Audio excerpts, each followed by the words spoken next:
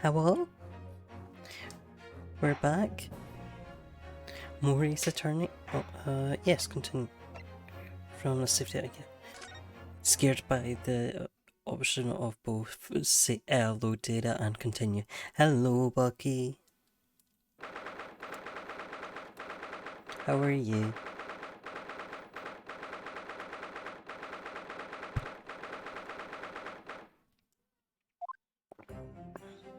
Excellent work, Yonosuke. That was superb. My heart was in my mouth the entire time. It was almost unbelievable. I mean, look at you in there. You were drenched in sweat, your eyes popping, your knees knocking, and you were grinding your teeth. It was a grim sight, but before I knew it, you'd started finding inconsistencies in testimony. I think you might have a natural talent for being a lawyer. Forget it, it's terrifying. If I go through this, I don't ever want to see the inside of a courtroom again. Anyway, it looks like we've exposed your phantom lady at last. Miss Giselle Brett, student from Great Britain, is she? B5 and rejoin me. Ooh, nice. That's what I was trying to tell everyone from the start. Oh damn, I forgot to do the ping.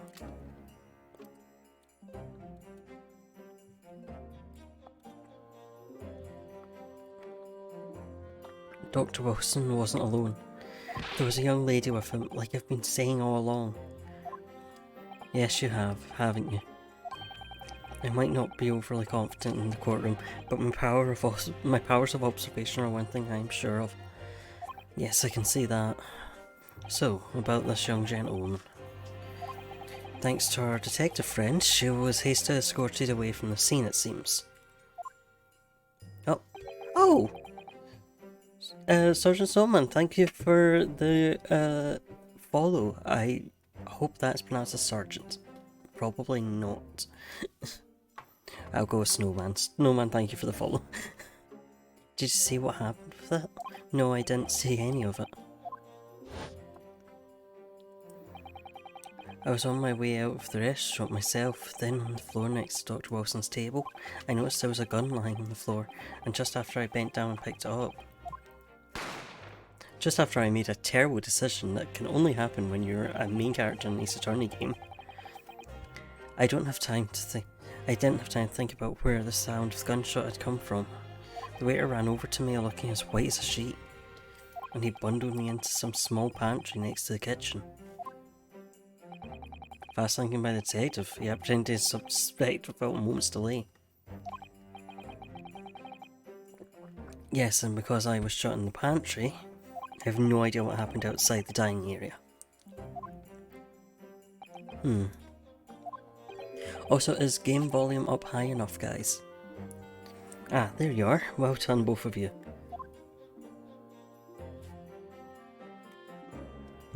There's Miko Toba. Well, it seems I was right. The pair of you are making an outstanding team. You've exceeded my expectations, I have to say. Yes, it seems you planned this from the start. You arranged things so that I wouldn't be able to act as lawyer in this trial. Our modern country is still in its infancy, our justice system even more so. Which is why I firmly believe that we need to send our brightest young stars overseas to learn all they can. I wanted to avoid a situation that may have resulted in your study tour to Great Britain being cancelled. Well, it makes no difference. Lawyer or otherwise, if I'm the kind of man who can't help his best friend avert the worst crisis of his life, I shouldn't waste everyone's time by going to study overseas anyway. What? What are you saying, Kazuma? So that's your stance. I was afraid you'd feel that way. Kazuma, well then, it looks like it all comes down to you, young man. To me. Yes, you need to prove your innocence and uncover what really took place in that restaurant. I must say, I very much want to know the truth. Give me a wee second, I'm worried my hair is going to get, because my hair is starting to get long.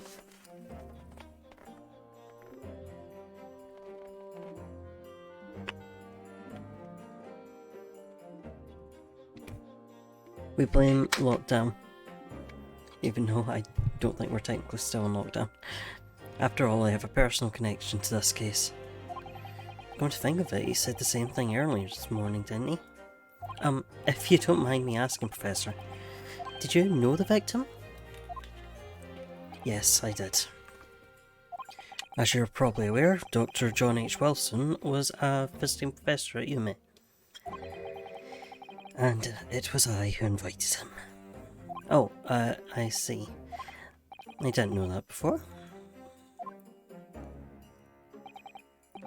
Anyway, you're about to go into battle.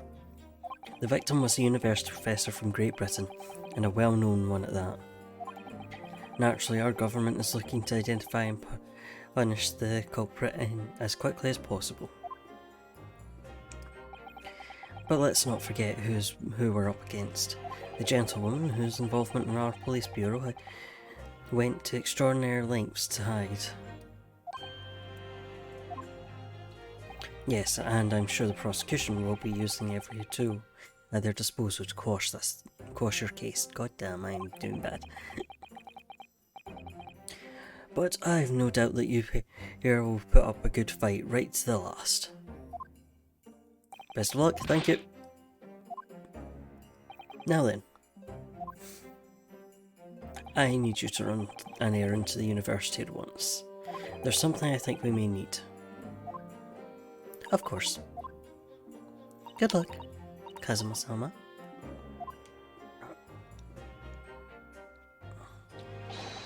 Defendant Naruhodo. Court recess is over. Please make your way back inside the courtroom at once. It's time. Let's get back to it, partner. Let's go in there and deal a decisive blow. Where those old fossils know what's hit them.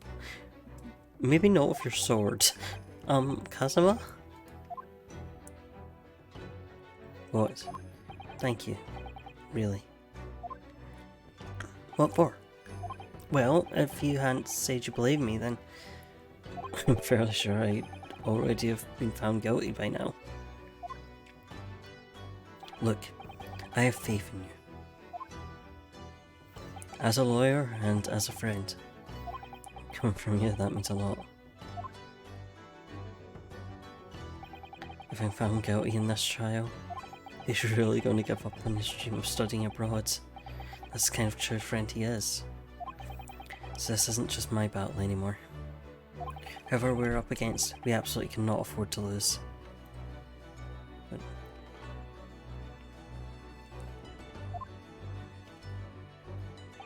alright then.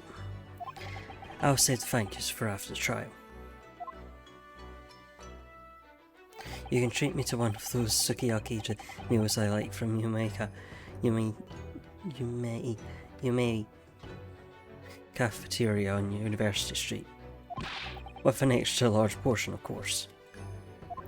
Howdy, Pineapple.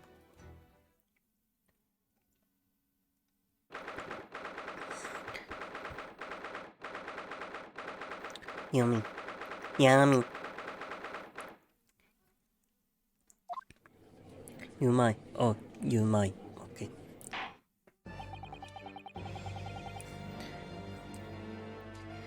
The court hereby resumes the trial of Ryonosuke Naruhodo. Prosecutor Ouchi, have you managed to suppone the witness? Yes, Your Excellency, against all odds. And thanks to a certain young stripling, the prosecution is now under rather painful scrutiny from the government. If everything is not fun, can we truly call it? Yeah, yeah. Let the government scrutinise, that's their job, it's nothing to worry about.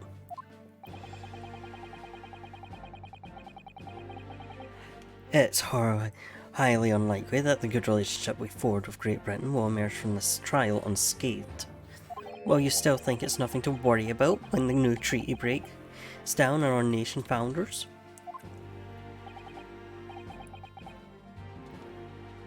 Terribly sorry.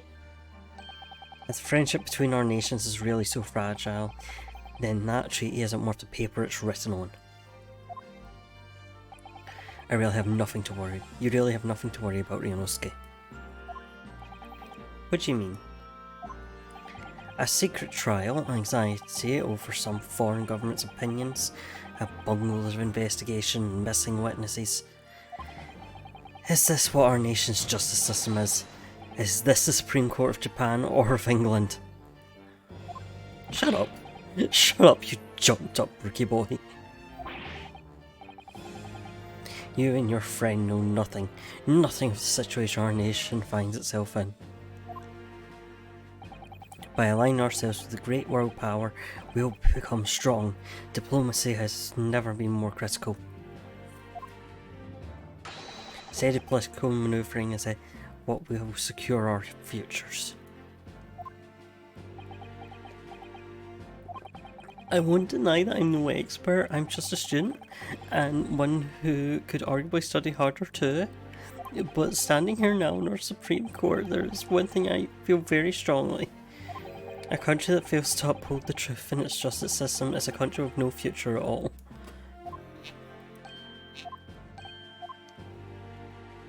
Well said, Ryunosuke, despite the wide-eyed look of terror. You little brat. Thank you, Council.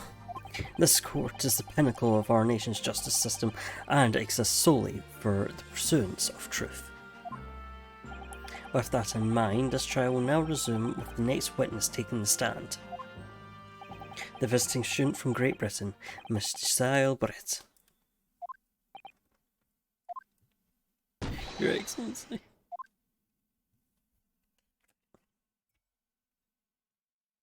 Oh la la.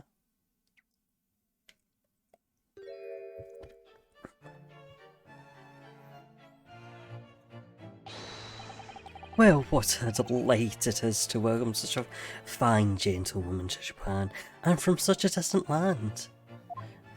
Tea, someone bring English tea. In England, no discussion takes place without tea. Is that true?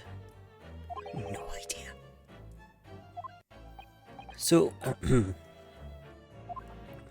could we possibly trouble you to state your name and occupation for the court?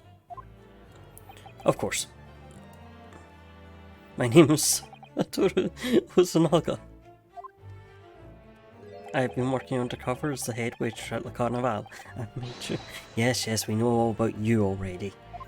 Inspector Osunaga, where are your manners? In England, it's always ladies first. Is that true? No idea. More importantly, a little earlier today you said something to me. You said your powers of observation are the one thing you're sure of. Yes, I think I did, didn't I? Yet your description of this amazing sight was simply a woman. Kazuma, I'm gay. I don't know what you expected of me. That's a woman. You're lucky I didn't identify her as a swan. Sorry, Ryunosuke, but powers of observation aside, your powers of description are sorely lacking. Guilty. So, dear lady, once again, if we may trouble you for your name and occupation, please.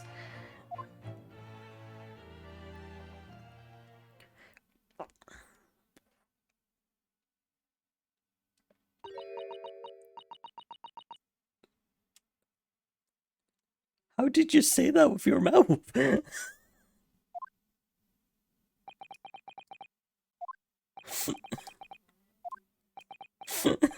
That lady be speaking in terms.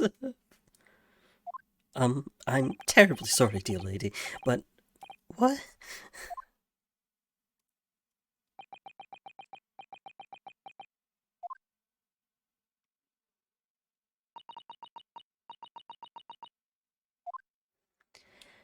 The lady says her name is Giselle Brett. She comes from London, England.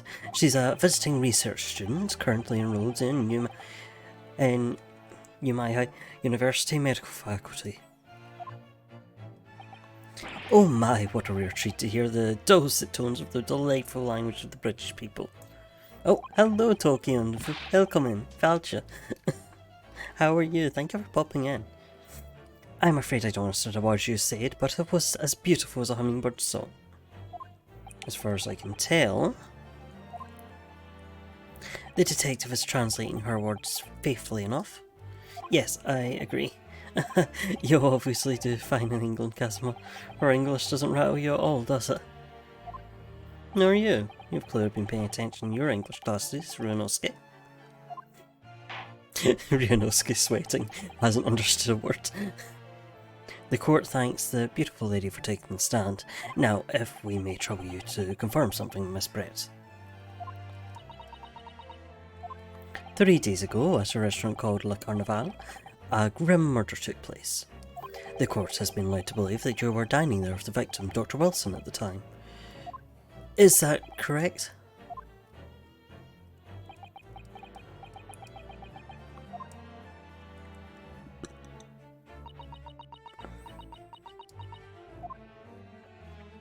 She says yes.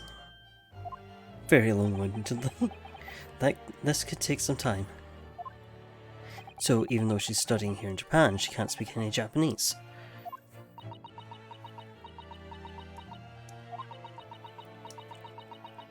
I mean, I don't expect her to know, like, court-worthy Japanese. She'd like to apologise for disappearing from the scene.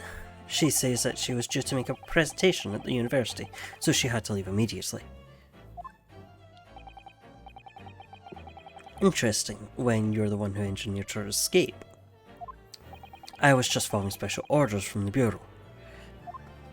Well now, dear lady, would you be so kind as to cast your eyes over this photographic print?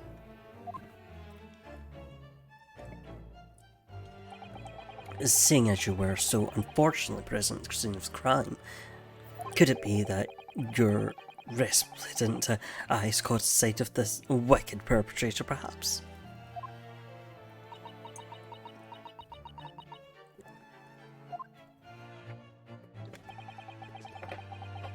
I can't.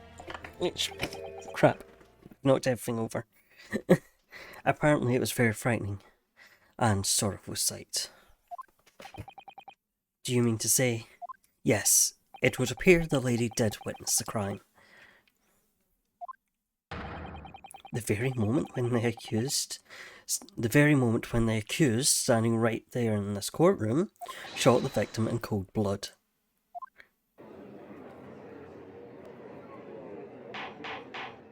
Order in the court. Did you hear that, Your Excellency? Here we have an absolute conclusive witness statement. Well, it looks like it's clear now. Clear who our real enemy is. The English! I knew it! It's always been. Unfortunately, I will have to ask you to formally testify, if you please. Kindly tell the court the exact nature of this frightening and sorrowful sight you described.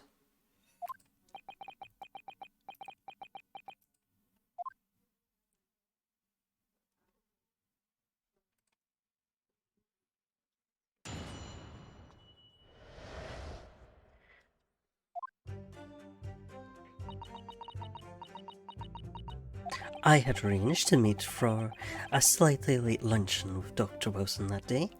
The professor was unable to eat, so I ordered for myself only a beefsteak. After a while, the accused came over to greet the professor, and they got into a fierce argument. Then, not long afterwards, the accused took the professor's gun and shot him right before my eyes.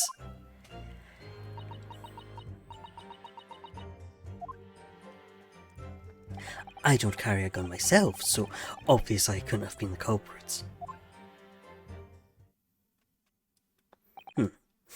This is condemning testimony indeed. Yes, it is. I am guilty. No, I didn't have any kind of argument with the professor at all. Objection! Quiet, you filthy wretch. Look at you, you black-hearted blackguard. And look at this snow-white angel. Sure, even a dark-minded scoundrel like you could imagine whose words the court is going to believe. Wow, they were not kidding, huh? You're still making the same mistake, Ryunosuke. You mustn't burst out when you're goaded like that. That's a lesson you need to learn. But he's so annoying. And the white privilege is real. Of course, I was at the scene as well. I took statements from this lady and the two witnesses who testified before, and reported back to the Bureau. It was decided that Miss Brett was not involved, so I let her go. The testimonies of the last two witnesses were completely worthless, however. Well, even so, on the day in question, the lady was wearing the same outfit as she is today. As you can see, there's nowhere about her person that she could conceal a firearm. I think she could hide a gun almost anywhere in that outfit if she wanted to. I have to agree, Ryunosuke. Unless and until the precise location where the witnesses to have hidden a weapon can be shown, this is mute. I don't feel I could. I'm not comfortable. That hat, the skirt, the petticoat, I don't know what you would call the feathers on the back there, but those. There are no pockets in my outfit. I have nowhere to hide a gun. Those are the witnesses' own words on the matter. She could literally have a gun for her head. That's ridiculous. If only I was allowed to lift up her. Ryunosuke. Don't think about doing anything rash, Ryunosuke. I didn't fire the gun I picked up. There must have been another gun there that day. You're right about that, which means this lady was hiding a gun somewhere. Yes, that's what we have to prove now.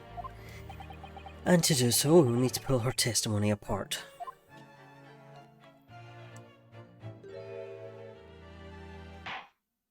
The defence may now cross-examine the witness. Yes, Your Excellency.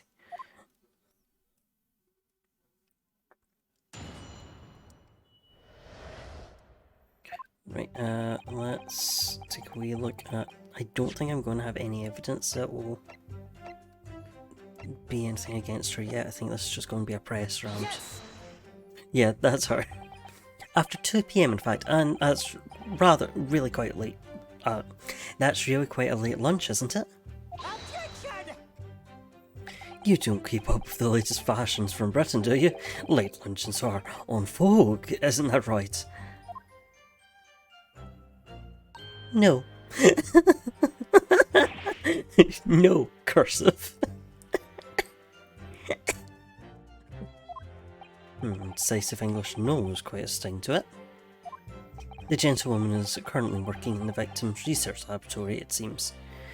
So it was apparently a daily occurrence that they would have lunch together. But on the day in question, the victim had another appointment in the clinic first. Yes, which we can prove from the medical record chart that was submitted as evidence earlier. That's right.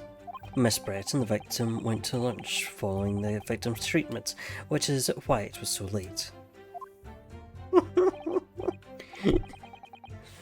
Yes, that all makes perfect sense. Such wonderful logic.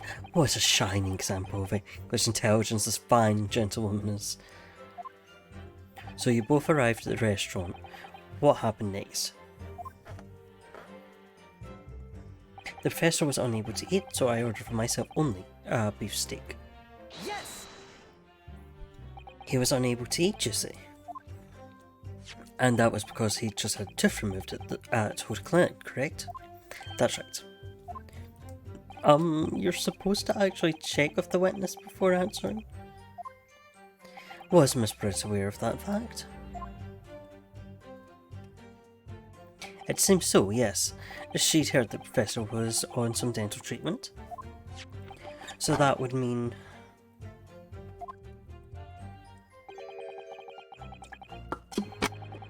that it was you who ate the steak pictured here. Is that right, Miss Brett?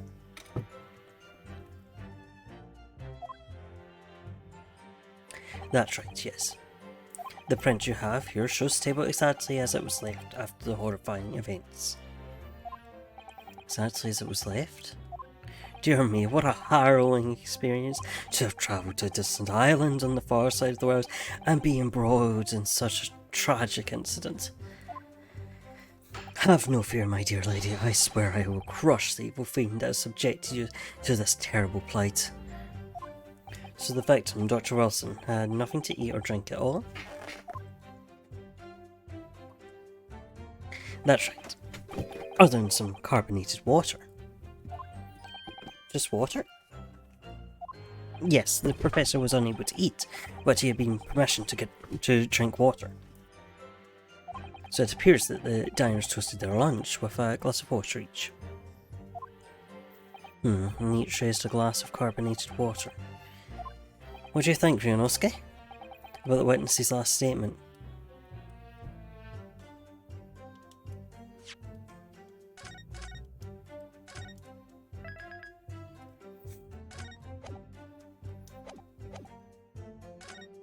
I mean, I choose meaningful because it's always meaningful, it's his attorney, but I save in case. The last statement of yours, Miss Bright, has a profound bearing on this case. Well, well, how fascinating. Do tell us what is the profound bearing, Ryunosuke? The significance of this statement will become apparent when the time is right. The defence calls for the witness's last statement to be formally added to the testimony. That's what I'm thinking. I'm thinking it's going to be to do with the wine. Can we get a wee look at the lovely picture? It doesn't tell. Maybe this is a very fancy bottle of carbonated water.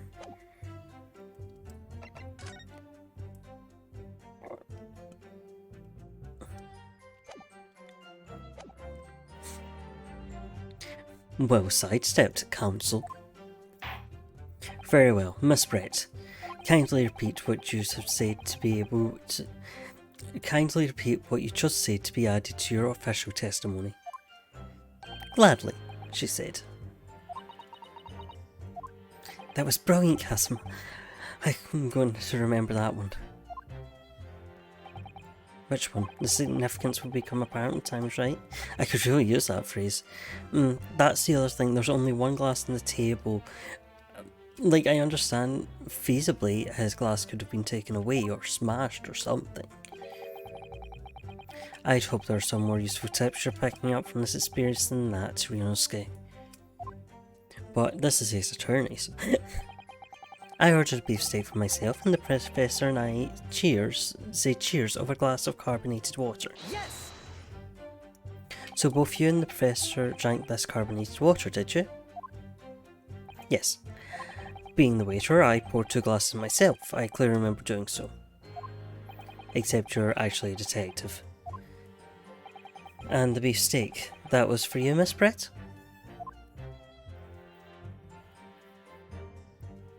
The lady says that she'd heard it was not customary to eat beef here until Japan opened its doors to the world. Yes, that's true. What a frightful place, is the lady's opinion. Ma'am? And I've heard it's not customary to eat sashimi in Great Britain. Now that's frightful. Every country has its own cuisine, as long as people have food to eat. What does it matter what it is? Say that to the lady, not to me.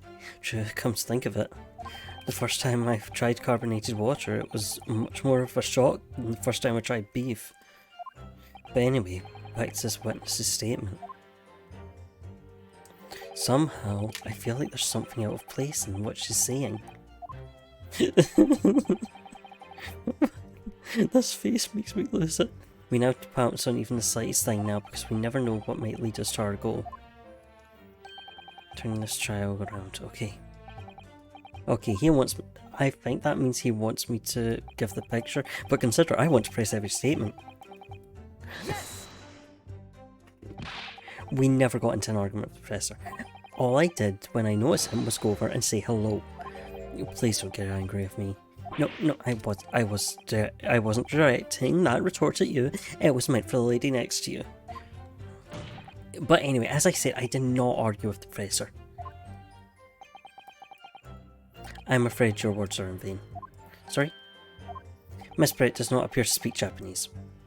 No, of course not. Japanese is such a cumbersome language anyway. English is the future, we must all speak.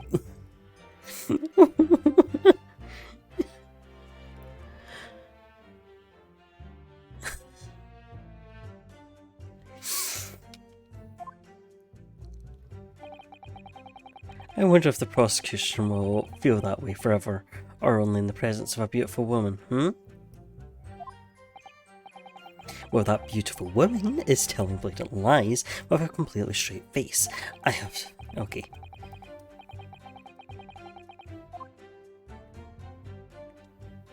Anyway, it seems that after the argument, the accused briefly returned to his own seat.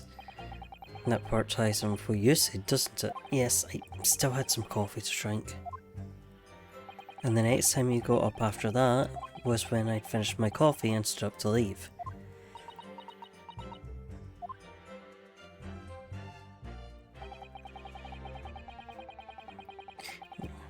Yes! Like I said, I did not shoot that gun. And like I said, there's no point repeating the assertions over and over.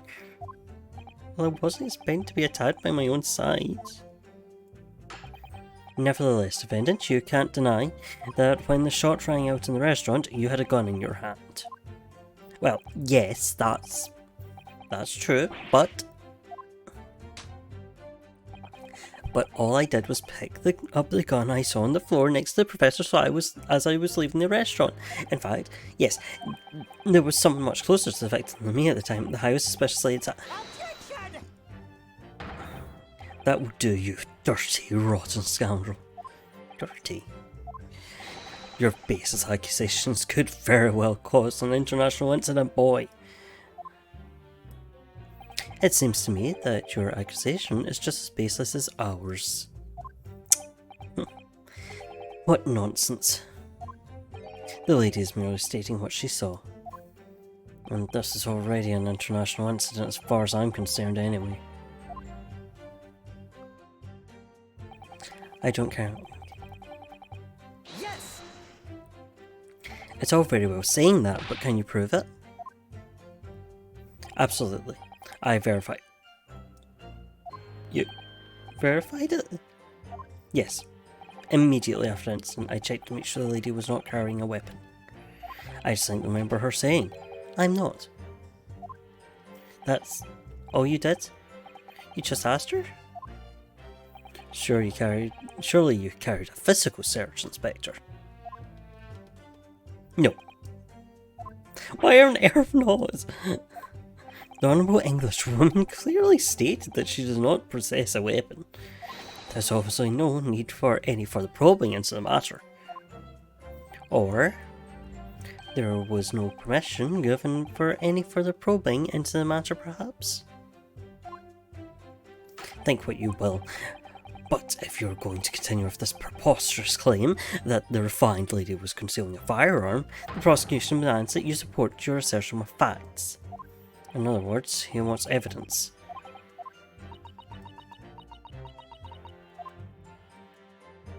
The lady wishes to point out that of course she wanted to stay and assist with the investigation, but she was in a hurry to give a presentation at the university, so she was compelled to leave. Not to mention the fact that your office had told you to get the woman out of there. Not get her out of there, I just urged her to leave. The lady would like to point out that she was in no way meant to run away from the scene of the crime, which is why she's only too happy to cooperate and testify here in court today, of course. Unlike a certain student who refused to admit when the game was up. You could at least have the courtesy to pay attention when I'm gloating you. Yes, okay.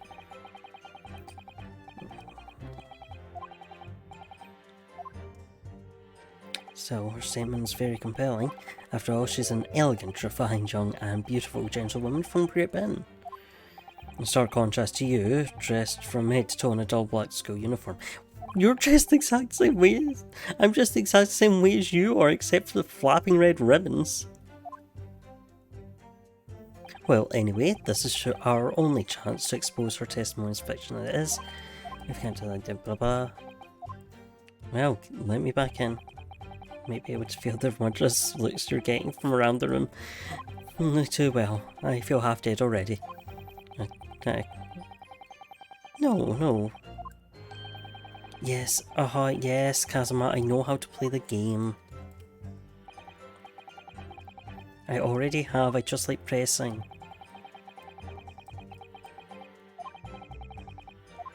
I'm going to BRB a small second. Hold on.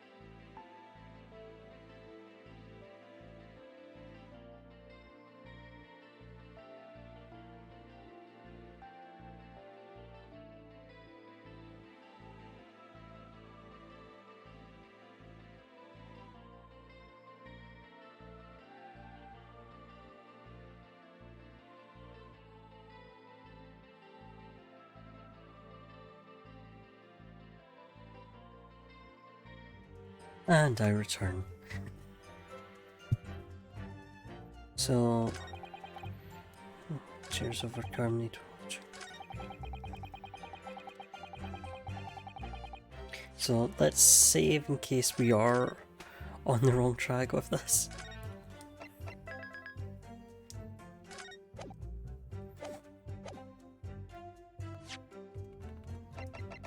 Yes! Music stopped. That's it. Let me just confirm something, please. It's to do with this photographic print. Just a short while ago, you spoke of this print showing the victim's table at the crime scene. It was exactly as it was left. That is correct, the lady says. Well, that is... it's odd. Very odd. Dear me, what's odd? It is to prevent his inability to express itself. Ryunosuke, what is it about the print that looks odd to you? His gentle table slaps on his cheek to make sure it's okay. Well, obviously, it's the chairs. The chairs? Miss Brett just told us that she and the professor said cheers over a glass of water. But if that's true, then there should be 2 glasses on the table, not 1. You're quite right, Counsel. It's only 1 glass picture here. Objection! Are we supposed to be impressed by this nitpicking over minutia? What possible difference does the presence or absence of a glass make on the case? Objection!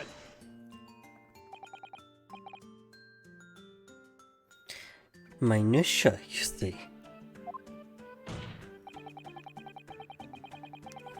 Sorry, give me a wee second.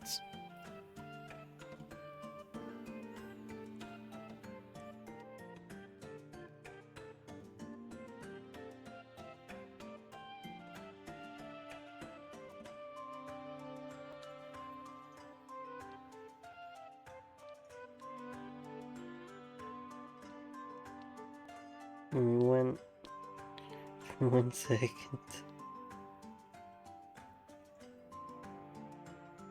Okay. Never mind, hold on. Could it be that the detective here moved a glass from the table to conceal the lady's presence? Of course not!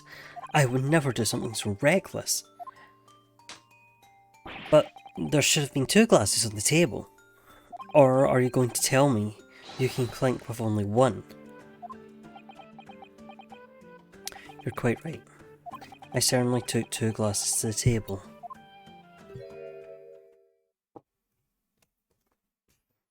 No, you didn't.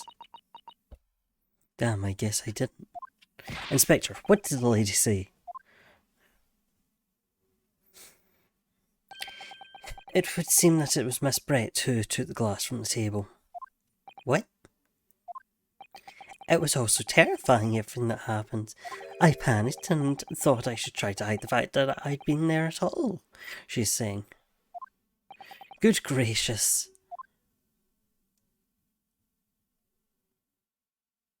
I mean, that'd be airtight if this entire thing wasn't so suspicious. Sorry.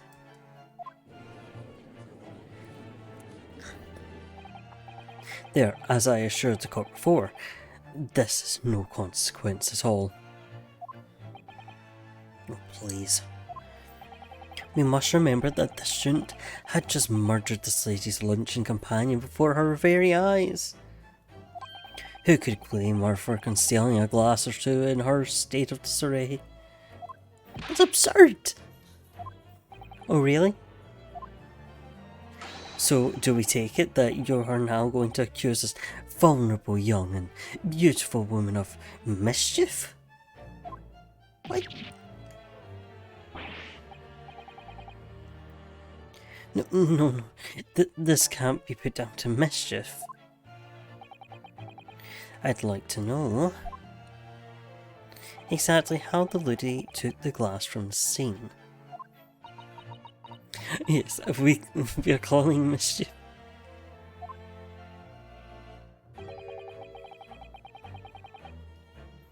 It would seem that she slipped it into a small handbag she was carrying. Did she now? And she has no place she could conceal a firearm, of course.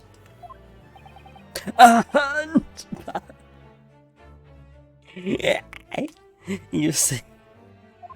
Yes, Your Excellency, a small handheld pouch commonly carried by well-to-do women in England.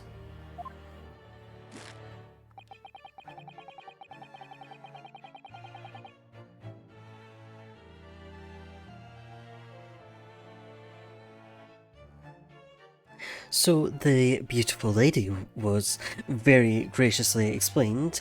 So the beautiful lady has very graciously explained how and why she removed the glass from the scene now. However, the fact remains that this glass was absolutely no bearing on the case. The student is trying to confuse the court with logical reasoning, but in the end it comes to nothing. No more pretentious accusations. You have wasted enough time already.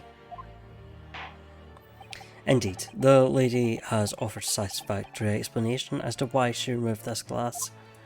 I think henceforth we can consider the matter to have no bearing on the case. Counsel for the defence, are you in agreement? Big no. Big no. Big no.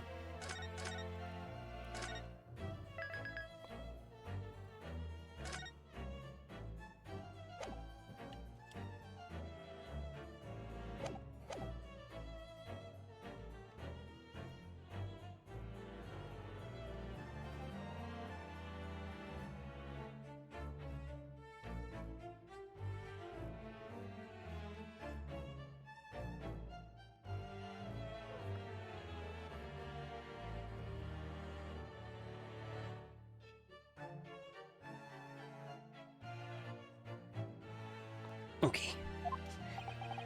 If you want to pursue this matter further, you're going to need to show that it has deeper significance. Yes, you're right. So she took the glass away in her handbag. If there's deeper significance here, it's... Wait, the lady put the glass in her handbag, you say? Yes, to try to keep up. It's already been explained to the court that all English gentlewomen carry handbags for small items. Let me see. A little while ago, Miss Brett stated the following. There are no pockets in my outfit. I have nowhere to hide a gun. But what she forgot to mention was her handbag, in which it would be perfectly possible to conceal a gun. You're right. Well done, partner. I had a feeling you'd pick up on that too. What are you insinuating, you vile blackguard? It's really very simple. The gunshot was heard when the defendant picked up the gun from the restaurant floor. As he didn't fire that gun, we can deduce there must have been another firearm at the scene. The true murder weapon, if you will. You can't seriously be suggesting. Inspector Hosanaga. Yes. Did you or did you not search Miss Giselle Brett's handbag on the day of the murder? No, sir, I did not. As I thought. In other words, another gun, the one that was actually used, not accidentally, oh god, almost took this case in another spin, actually used to kill this professor.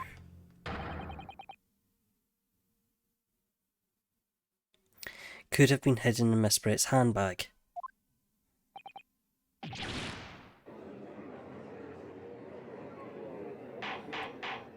Order, order, order. What is the meaning of this, Inspector? The meaning of what, Prosecutor Ouchie? Why on earth did you not have the lady open her handbag and show you the contents at the time? Thanks for bungling and to your Thanks to your bungling incompetence, now she has to endure these uncomfortable accusations. Brilliant work, partner. Now we have a chance to expose the real woman behind the mask. Do you think so, Kazuma?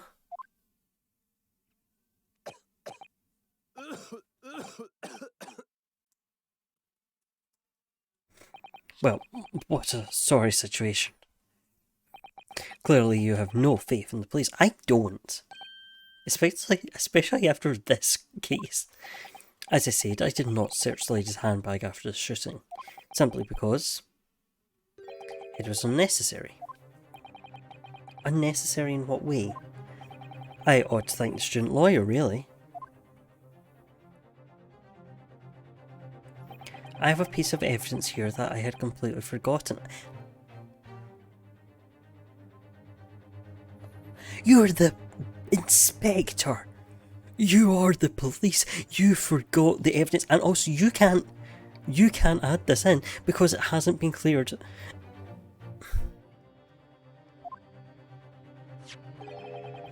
This photographic print.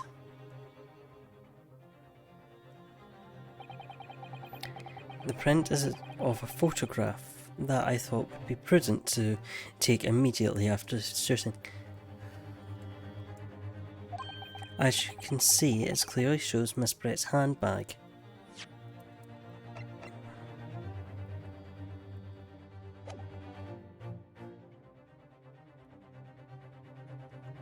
Now what's that?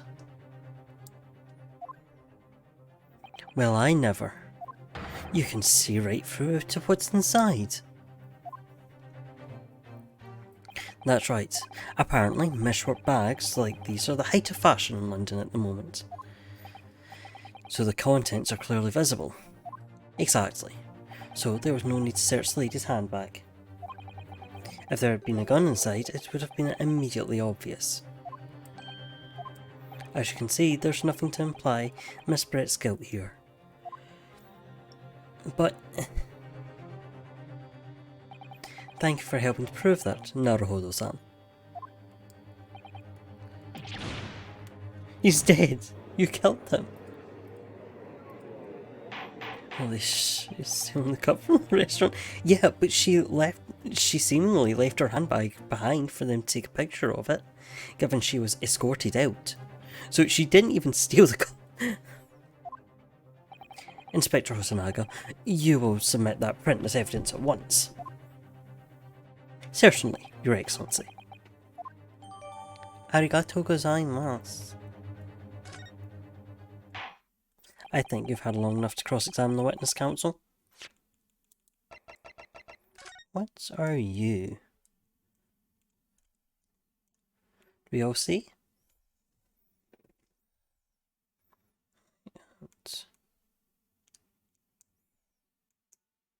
Hmm.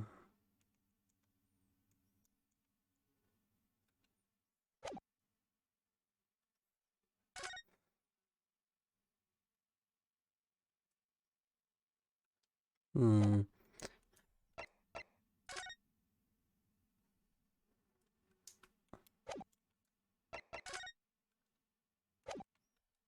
Hmm. Hmm. Curious. And also, he's in her chair. Yeah, the chair's in a completely different place and facing a different direction. But also, he's sitting at her place. So why is her bag in his seat? I think you've... Oh. The court has been shown considerable evidence. As the photographic print just submitted to court appears to have no further significance, I'm satisfied there is no longer any room to doubt on this matter, and I must make my ruling. Is it a different table? No, it can't be a different table, because... Of course, he's...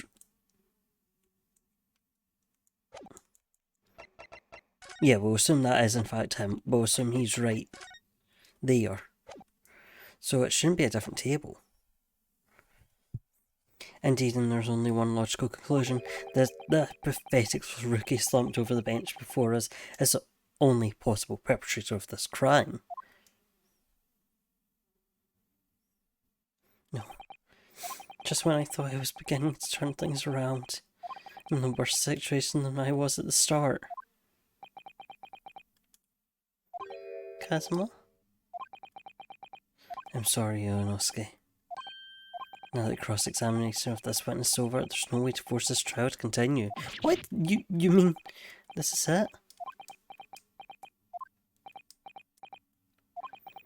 I must say, you put up quite a fight for our rookie student, but the weak are meat, while the strong eat. You were wasting your time. There's no way to defeat true justice. A fact you can chew on to your heart's content from the inside of your cell.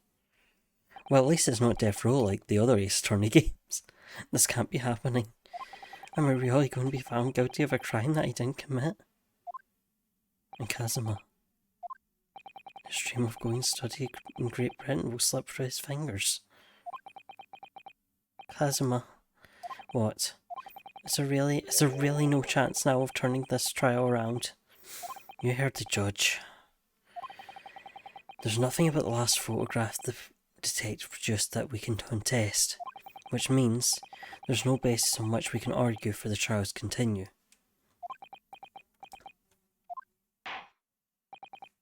Very well, I'll proceed immediately to the ruling. It seems we will be able to report to the British government on time, after all. Smug little. Ryunosuke Naruhodo, having considered all the evidence placed before me. Yes!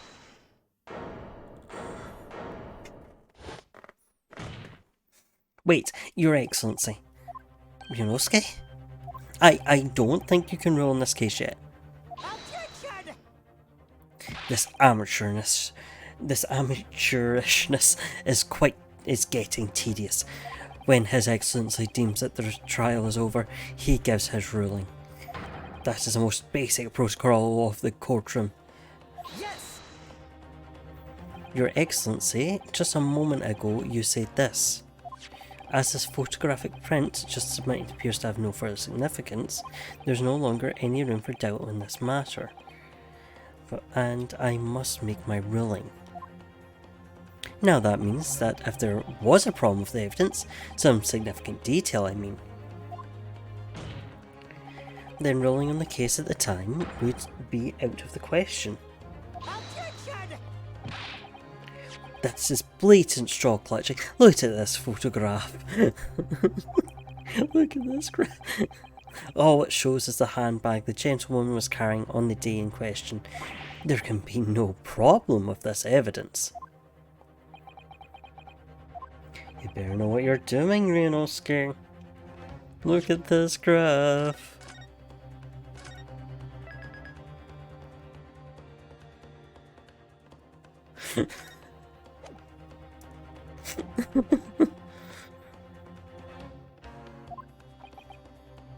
I understand your objection, counsel.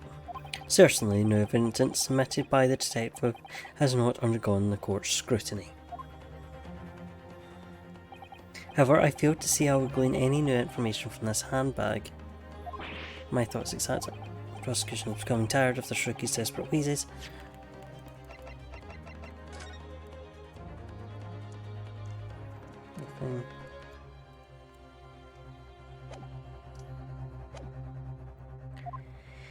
Yes, I am desperate, but this isn't a wheeze. There's something about this photograph which just doesn't seem right. If I could only put my finger on it.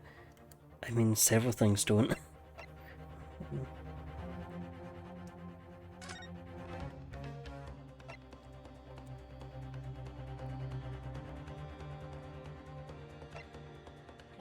Plastic trauma.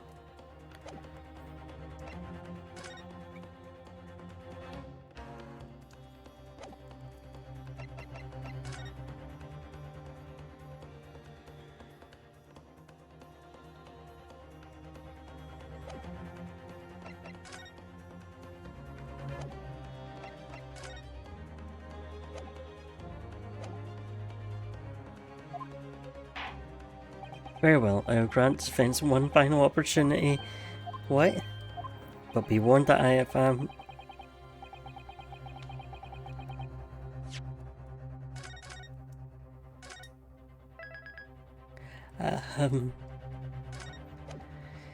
I mean, there are several things I show up to.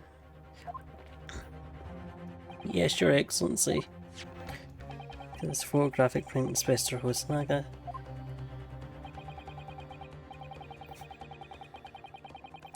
The entire chair situation.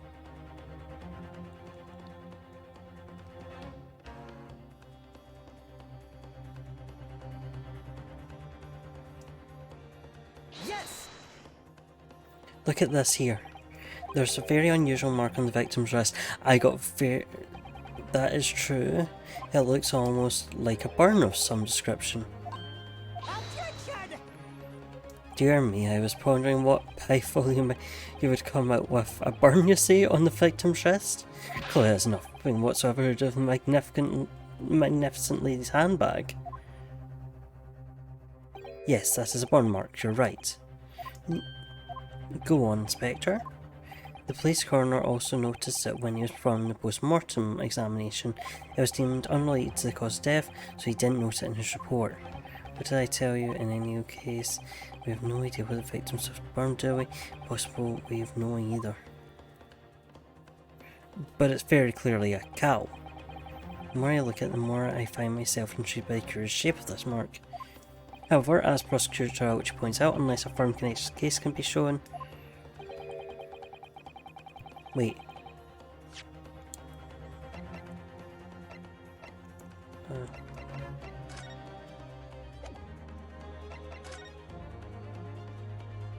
The plate!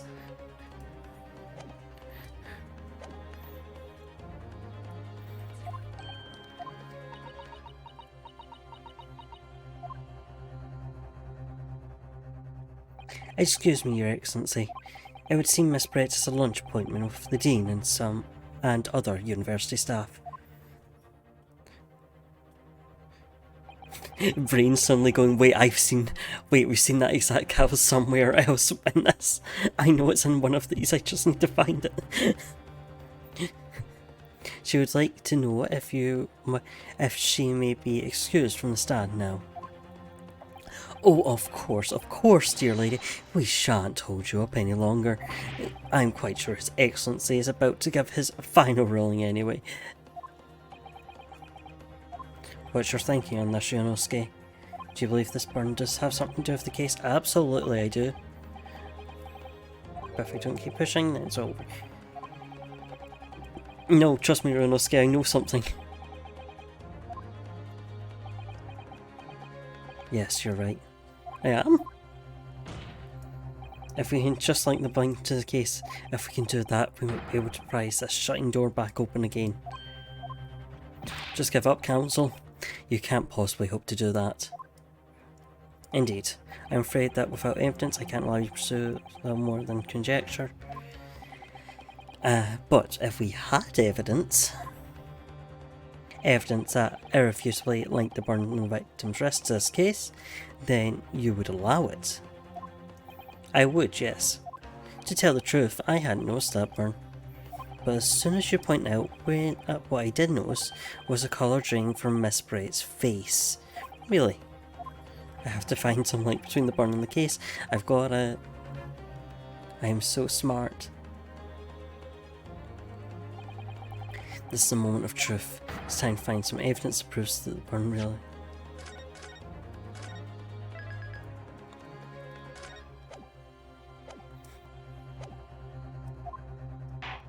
So then, the defence will now present this evidence to the court. Yes.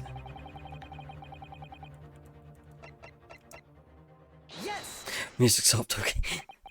What's this, Council? Yet another print? Yes, Your Excellency. I believe photographic prints are an amazing invention. When we humans look at a scene, we miss things. But in a photograph, the things we may have overlooked at the time are recorded forevermore. Do hurry up, Rookie. What are you trying to say? To inconvenience this poor lady any further really would be inexcusable. Actually, we may need you to stay with us a little longer if you don't mind, Miss Brett. Hold on. Slams on mic because the pop filter was falling off. You see, it's very clearly visible in this other photograph. How did the victim come to have that unusual shaped burn on his wrist? The reason is recorded here forevermore. What? How? Objection! You can't fool me with your little bluffs, boy. If that's your game, let's see how it plays out. Show the court exactly what you mean. Of course.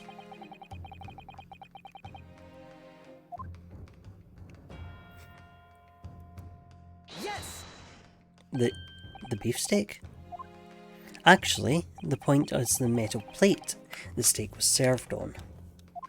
The plate? Your Excellency, are you alright? As you can see, there's an emblem on the plate.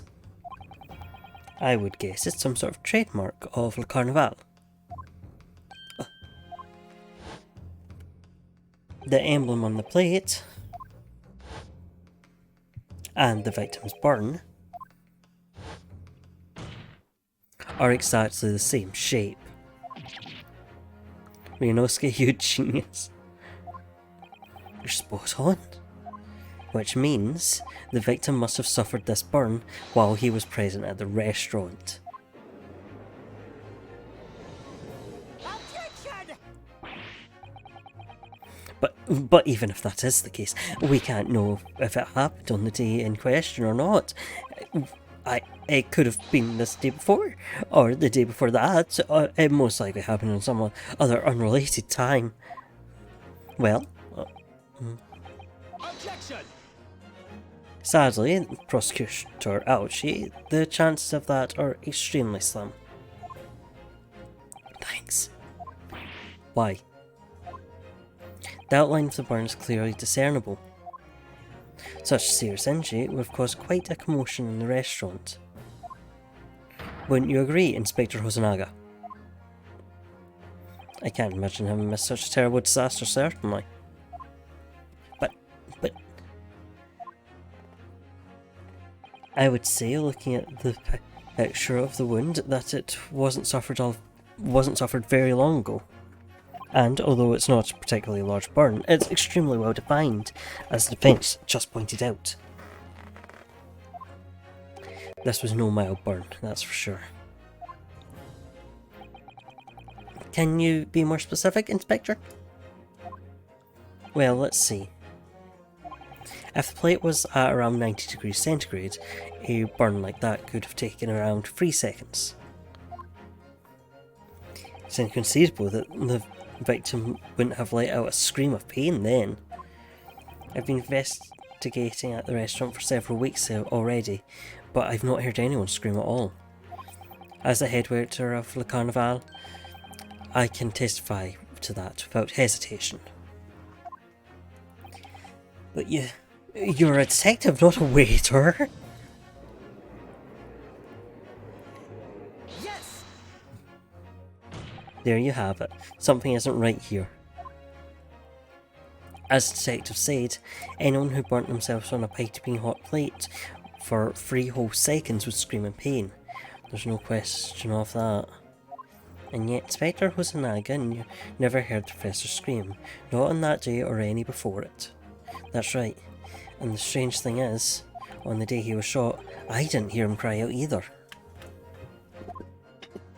What are you suggesting? Well, if the professor had carelessly laid his wrist on the plate for anything like 3 seconds that day, that'd be beyond careless, I think, counsel. Then the rest of us in the restaurant, myself, the sergeant and the old antiques dealer, all of us would, without any question, have heard him scream. Wouldn't you agree, Prosecutor Alchi? Well, yes, I suppose. So the question is, why didn't a single person hear Dr. Wilson scream? I almost don't believe it. Ryunosuke, you don't think... Can it really be true? I never dreamed we'd arrive at a conclusion like this, but I'm starting to think that maybe we've been led into a terrible trap.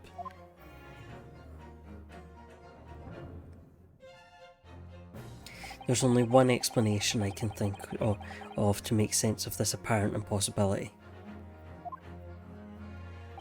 On the day in question, when he suffered the burn to his wrist, Dr. Wilson...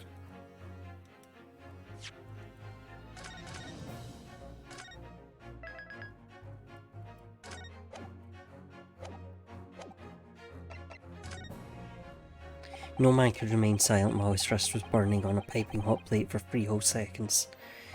That's clearly impossible, apart from in one particular situation. Counsel, are you suggesting... Yes, it's only possible if the man was already dead. Already dead?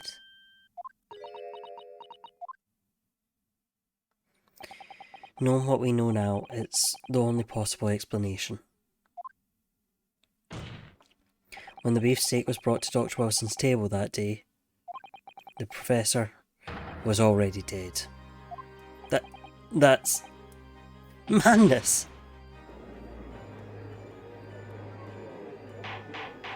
Order, please. Counsel, explain this absurd notion at once. The victim was killed by a gunshot. That's right, it's absolutely right, Your Excellency. This is just another ridiculous ploy by the rookie student, but clearly he has no grasp of the facts. Objection! No, Prosecutor Alchi. Issue has no grasp of the facts. I beg your pardon? As soon as it became apparent that the victim had suffered that burn while at the restaurant, this whole case was turned upside down. Or have you not grasped that yet? Your Excellency, the court must hear from this witness again. If it's true, as we now believe, that the victim was already dead before the gunshot was heard, it's highly like... oh, nope. It's highly likely that Miss Brett knows something about it. Incredible. I certainly didn't anticipate this twist of events. Nor did I. I I had no idea he was going with this. I thought this was going to be he fell and his hand landed on it, but I guess.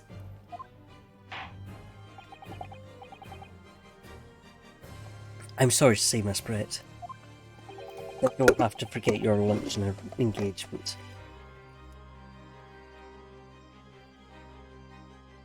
But, Your Excellency,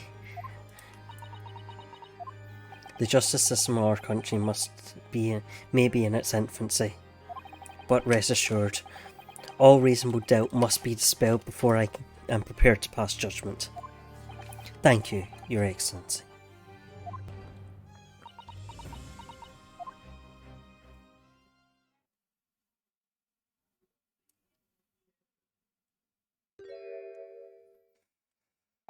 What was that smile? Yes, of course. I mean, I'd be delighted to help, especially if it helps relations between my country and yours. Miss Brett, you speak Japanese?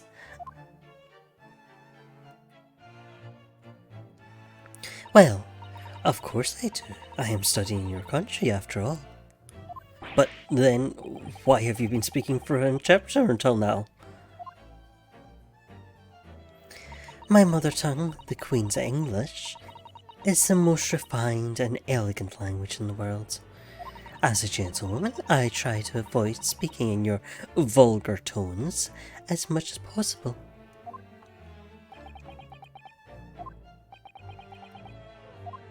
But it seems the men in this land possess none of the chivalrous virtues of English gentlemen. So I can see that I shall have to lower myself to communicating with you all on your own level. Well, you are the epitome of a true English gentlewoman. Yeah, strong racism. We are truly honoured by this lavish consideration you are graciously affording us. I see. In that case, Miss Brett, I will now ask you to testify in your own words about the events leading up to the death of the victim, Dr. Wilson.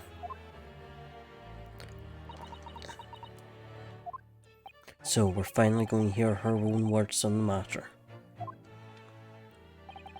Things are getting interesting, Ryunosuke.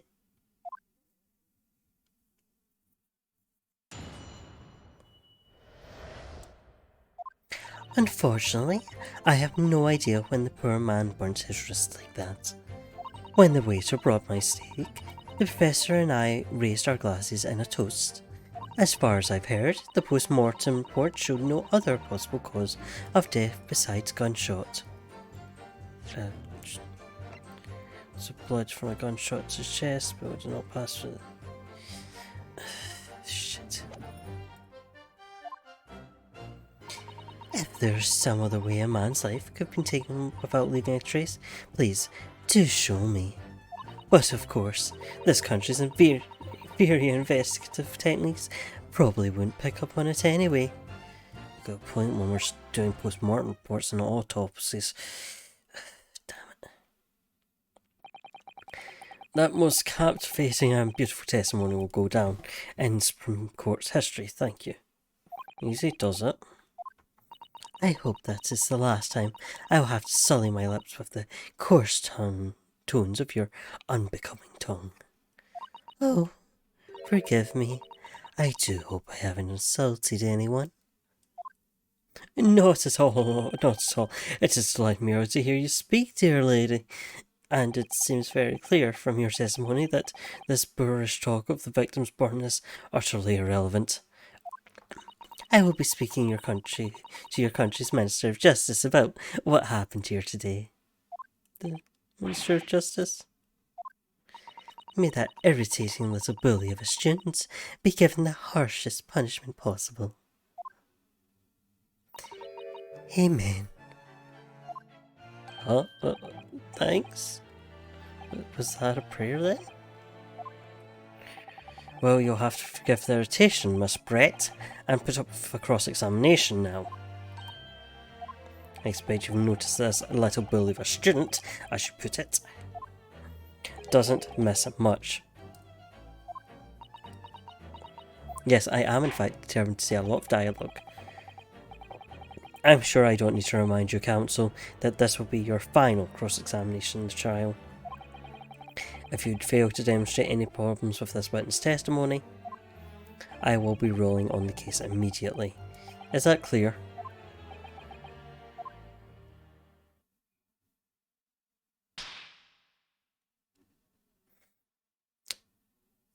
Yes, Your Excellency. Then you may proceed with the cross-examination.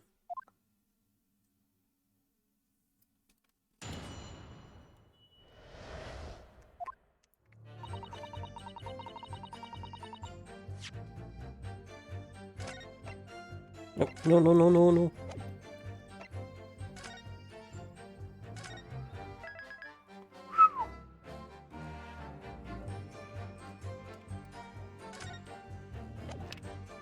Okay.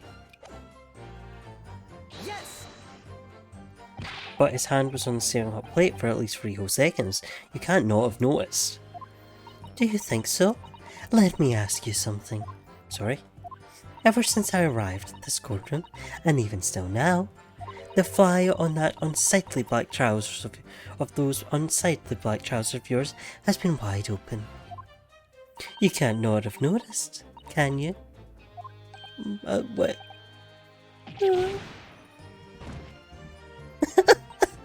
What fun.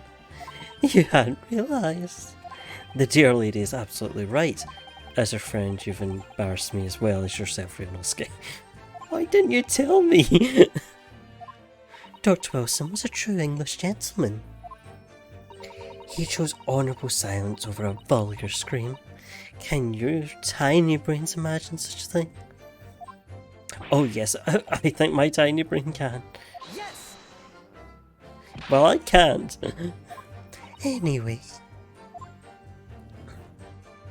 I'm not good at that voice. When the waiter brought my steak... Oh. Yes! As you testified before, you were drinking carbonated water, is that right? Dr. Wilson was only permitted to drink water at that time, as you remember, which explains why he ordered that drink, correct, Wishart? Exactly as you say. Although, whether or not the professor actually drank any of that water when I delivered the steak to the table, I'm afraid I don't remember that. Oh. Damn you. I have enough English to understand that, at least for the benefit of others. It means bless you. I think it means the exact opposite. Anyway. As far as I've heard, was one report showed no... Yes! Yes, it's written here in the paperwork. Fatal hemorrhage from ballistic trauma.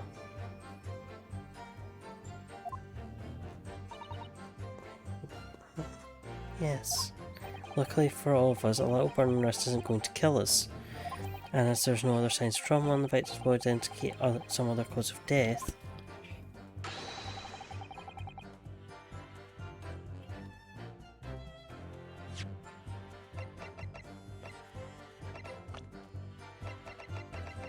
University Medical School.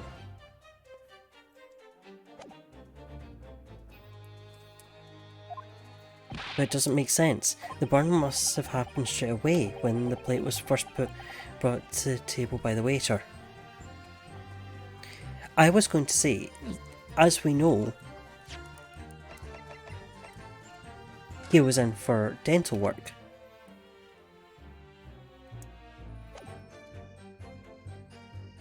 And if he was dead on the time of the plate having arrived... But there is a gap in there where she could have done something.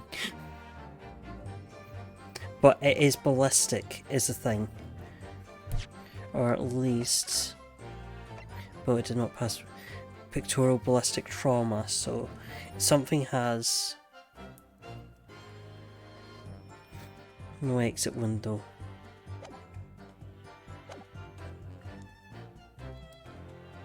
Yes, that's true. If it had cooled even slightly, it wouldn't have been able to make a burn like that. And if the victim burnt his wrist on the hot plate as soon as it was brought out from the kitchen, then he must have already been dead at that point. Objection! I'm a bit lost. I need to think crazy. And yet, the fact is that the victim was killed by a gunshot to the chest. Until you're able to show the court evidence to prove that, it'd be a waste of time. I concur. Prosecutor Ouchie is right.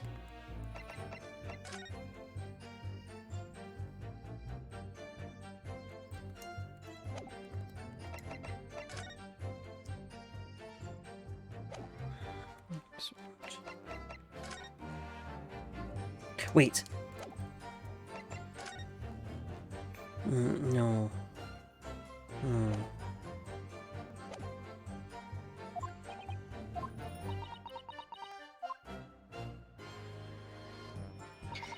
There's some other way, Amanda. Yes! Without leaving a trace. Someone is shot or strangled or stabbed or thrown at a height. However a person's life is seen, there's always telltale traces on the body. Quite right, dear lady. And as our police force further examine the body of deceased, there can be no doubt. Isn't that right, Inspector Hosonaga? As I've said, I've always aimed for a flawless investigation. There would be physical traces will follow the cause of death, that's true. But might there be some other way of killing someone that doesn't leave a mark?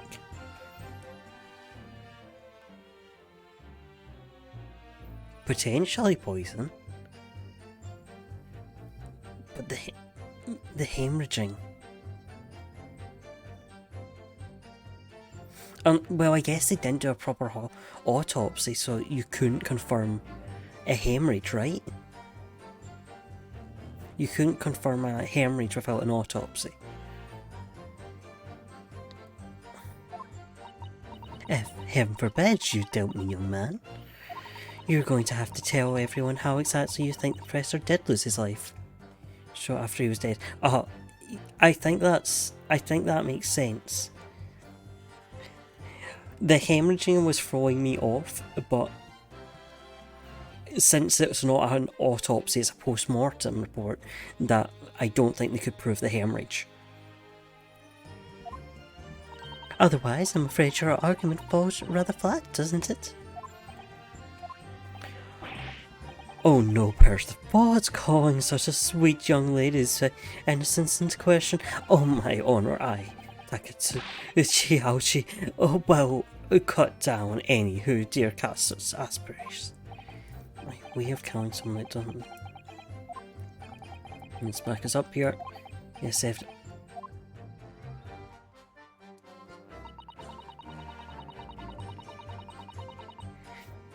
See, the other thing I'm thinking is the dental work. They mentioned laughing gas before.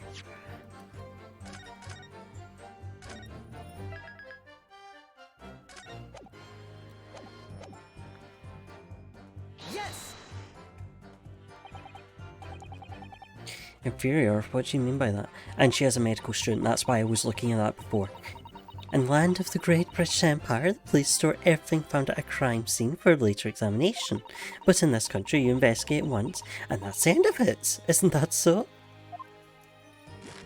Quite right. La Carnival is open for business as usual today, just days after incident. Exactly. Which means that even if the investigation takes a different direction, vital evidence may be lost.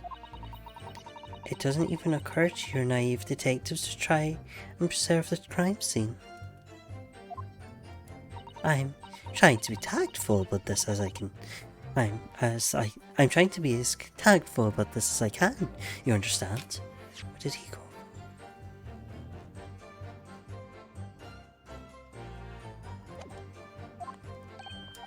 A killer bow. The lady is formidable. She is beautiful.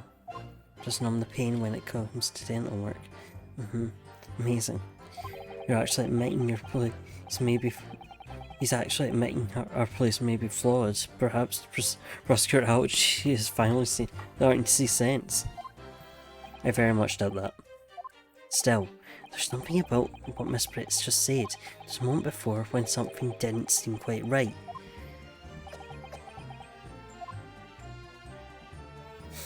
What do you think, Ryunosuke? I think it's going terribly, no matter. Yes, as suspected, just a tough witness. We need to find a way to break her testimony, or cross-examination will be over. But what mean I have to find a way? There must be some clue somewhere to help us find chink in her armour. Kazuma. What, Ryunosuke?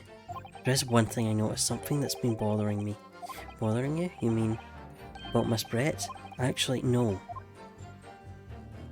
About the person standing next to her, Inspector Hosonaga. The detective? Yes, he seems to react a little strangely to Miss Brett's last statement. I was wondering if it might be significant, if it might present an opening, maybe.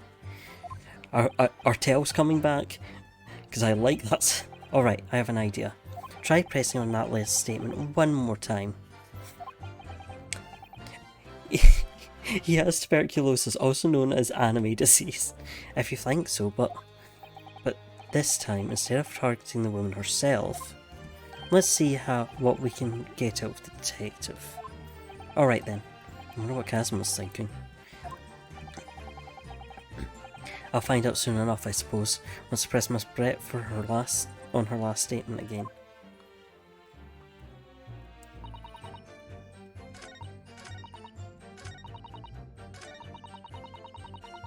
Okay, so I assume we just do the press normally? In theory? Oh.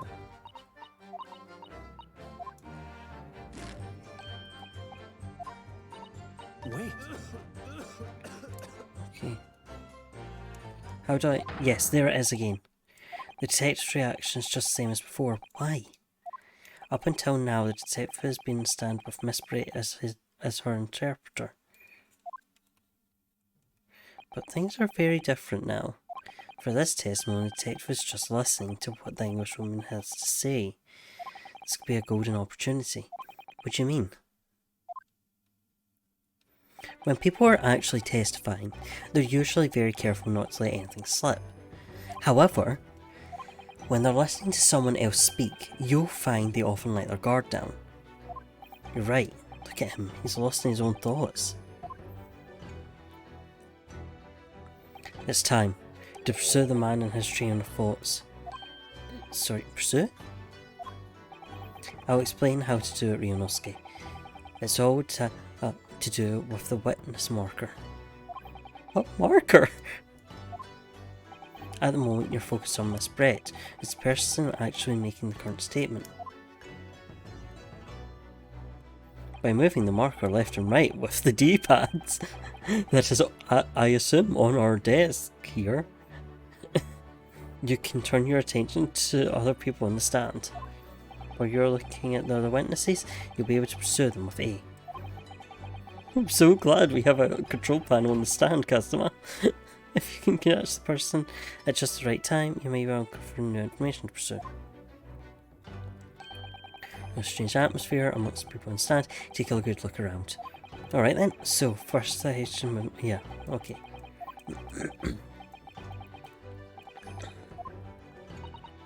Which means even if it's yes. Wait. Come on, come on. Okay.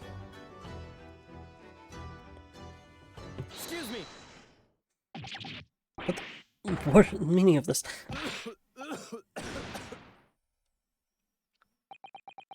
I'm so sorry, I didn't mean to shock you.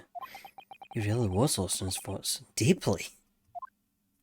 Looks like you were thinking something just now, Inspector. Perhaps having heard what the lady next to you had to say? If there's something you'd like to say, please share it with the court. Objection!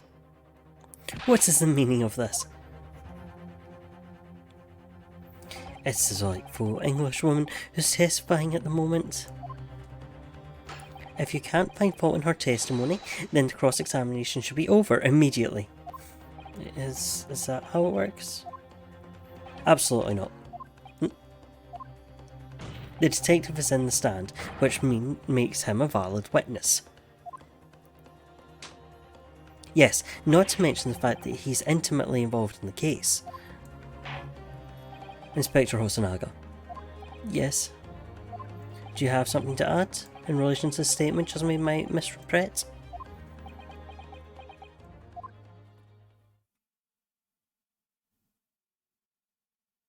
Well, yes. If you don't mind, I would like to speak.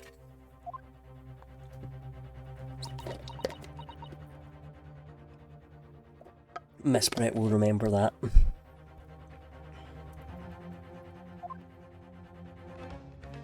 The lady is right. Our country's police practices are not as modern as those used in Great Britain.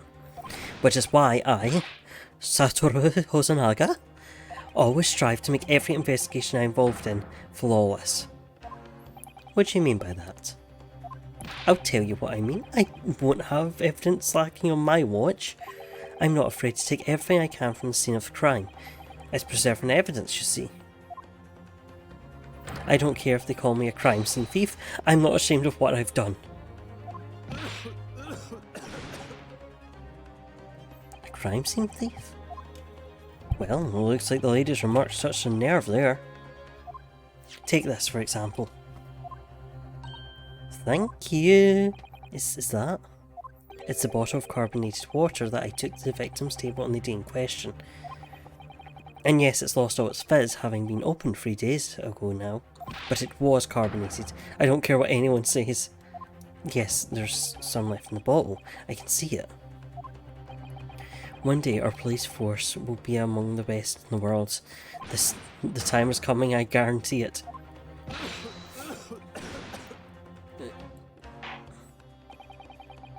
I can't say I condone the witness's actions, but I do understand the sentiment. The court will accept the glass bottle of water as evidence. Thank you.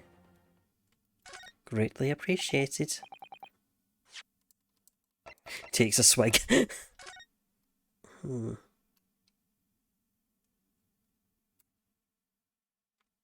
Tips it out. Hold on, let me empty this onto my desk. Sir, this appears to be anti-gravity water. Can you explain? The label is written in a foreign language that I don't recognise. Do you know what it says, Kazuma? I think it's French.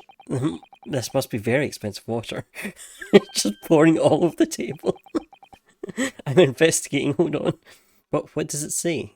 That's what I was asking. Then go to France and ask. You could just say that you don't know.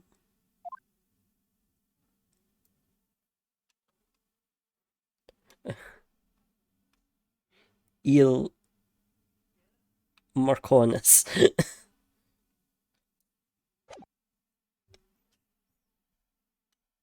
Oh, hold on. Let's see if there's any other means of investigate. Can I? No. Okay. Can't find anything else, please.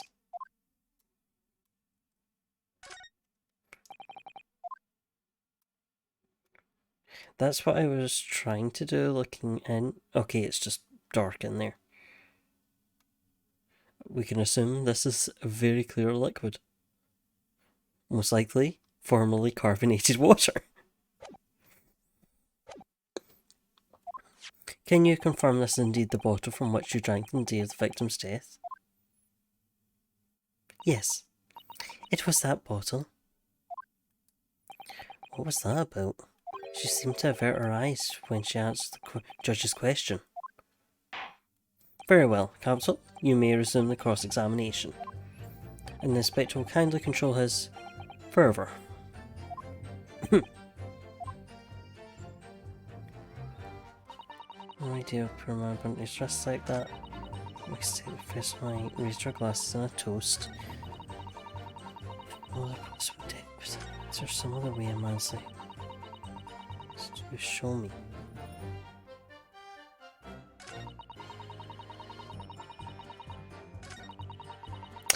Would it be too much of a jump? Okay, I'm gonna pause for a wee second. I'm also gonna save, because once again, my throat is getting raw and I'm going to grab some ice. And then we can see if we can jump into calling it poison.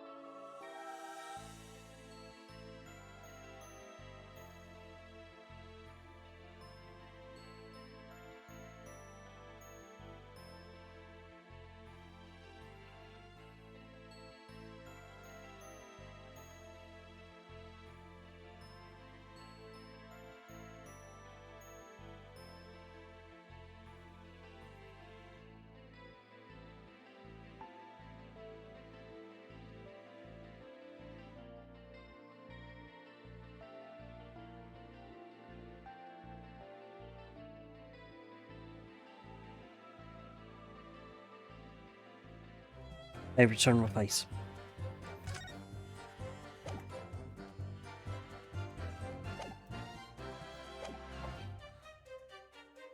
I feel this is going to be a jump, so I'm okay to reload when this goes wrong.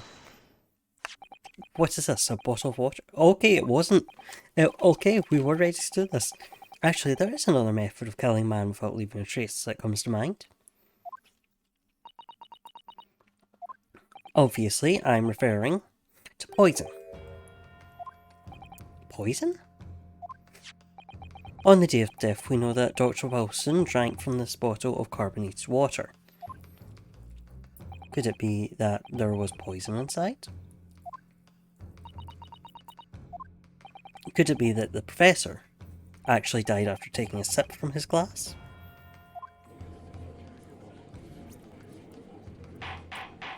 Order, order! And on that day, who was sitting at the same table as the professor and he would slip that poison into his drink? There's only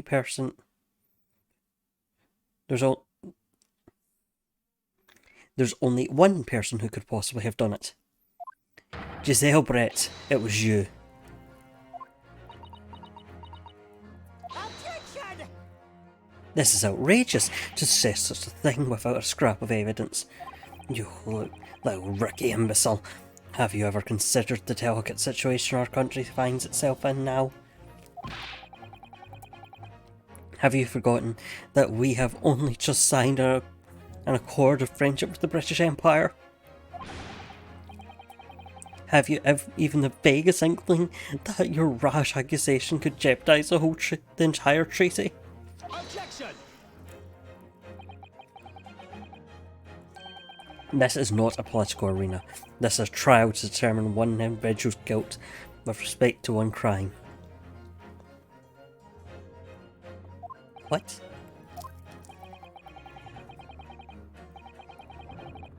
The fact that this woman is British makes no difference. We are here to determine the truth.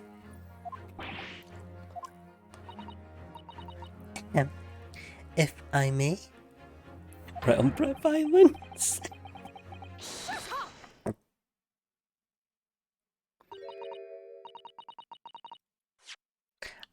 I will silence you forever if this disgraceful attack on the young lady. It is you who should be silent. Oh, of course. Dear lady. Where did that come from? She just snapped.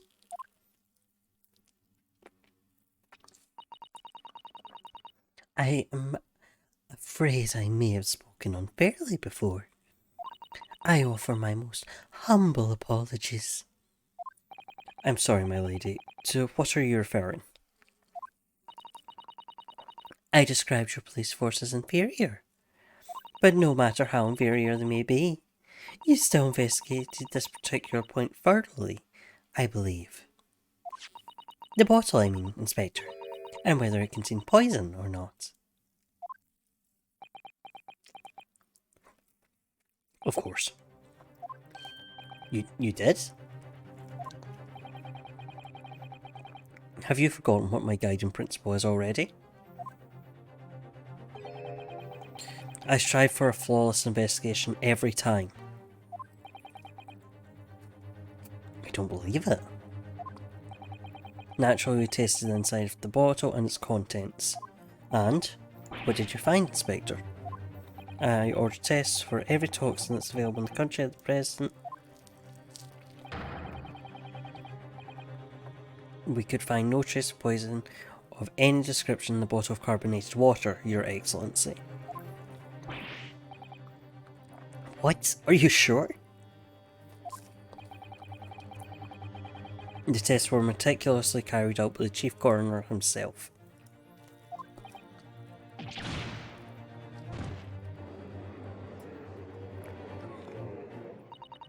But the thing is, she kept that cup. She left that cup. I'm very grateful to all you Japanese.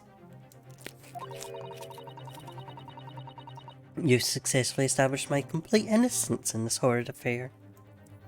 Thank you. But of course, dear lady, the pleasure was all ours. I'm so sure. Everything falls into place if he was poisoned. Except for the apparent game of musical chairs between the pictures. Thank you, Counsel. I think that cross-examination has clarified everything. As prosecution has asserted, a shot to the chest from this gun is the only conceivable cause of death. Furthermore, the accused, who by his own admission was holding the gun, is the only possible culprit. I'm done for. The court wishes to apologise for the great inconvenience that this has caused you, Miss Brett. Oh no, I'm just glad the matter is solved. Before proceeding, I must ask counsel for the defence. Do you have any further new evidence to present to the court at this point?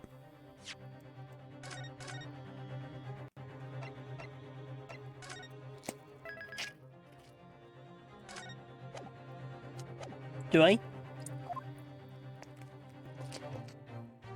Kazuma. I'm sorry, Yunosuke, I have nothing more. Well, if you excuse me now, I really must be leaving.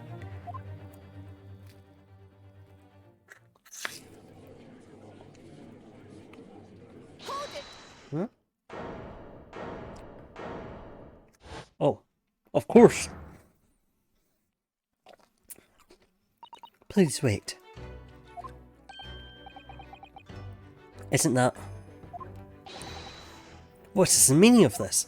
Forgive me for intruding on court proceedings, Your Excellency. Susato Mikotoba, choose co-assistant to the defence. Mikotoba? In my darkest hour, with nowhere left to go, she appeared like a bolt of lightning. And in her hand, she carried a small package wrapped in a furoshiki of cloth.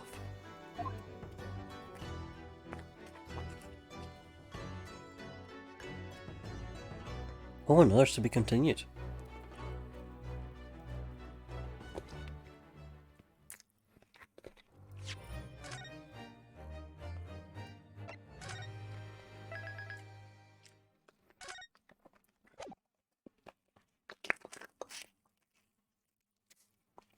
I realise I should probably stop there.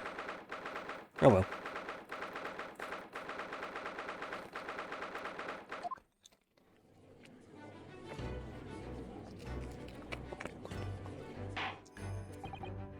Well, I understand you're just co-assistant to the defence, but why this sudden ingress into our courtroom? Exactly, invested now. A judico assistant? And a woman, no less.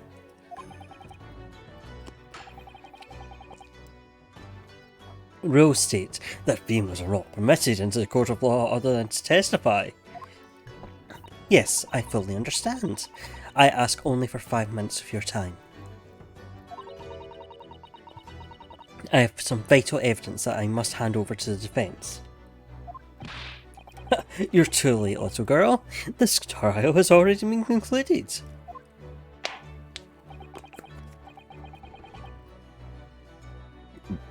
Pardon. 5 minutes. I will not allow a moment more. Pardon. But Your Excellency, I'm most grateful.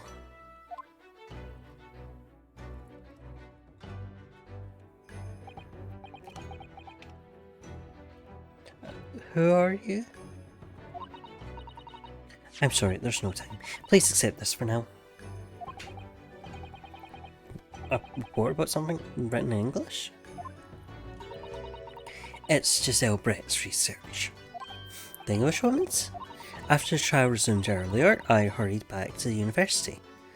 I went to Dr. Wilson's laboratory in the medical faculty and borrowed this paper. Oh, yes, that's right. Miss Brett was studying on Professor, wasn't she? So does this research, whatever it is, have something to do with the case?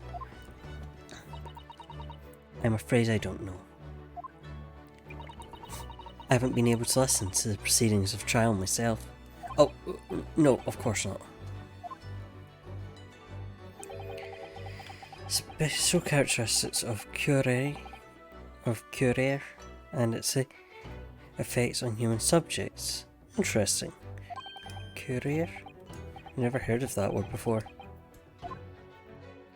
Time's up. The prosecution demands the immediate removal of this female trespasser from the courtroom. There was too little time for me to read it in detail, but I've summarised what I could on a note just inside the cover. If you think it could be valuable, please cast your eye over it. This is wonderful, thank you.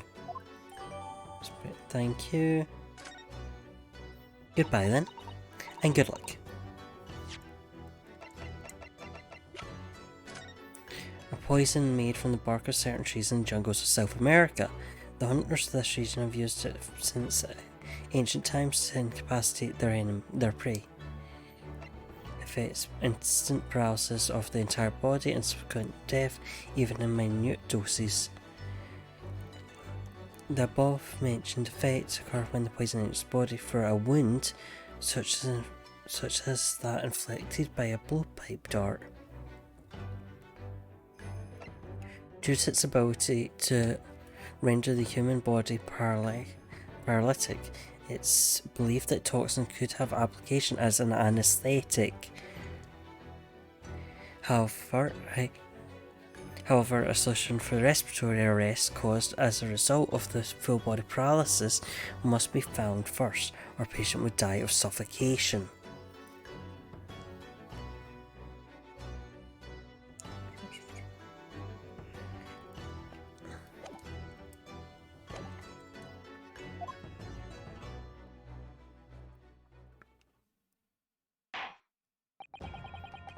That must be some real good dental work.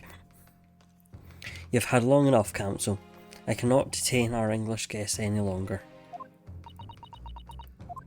I ask the prosecution and defence now one last time.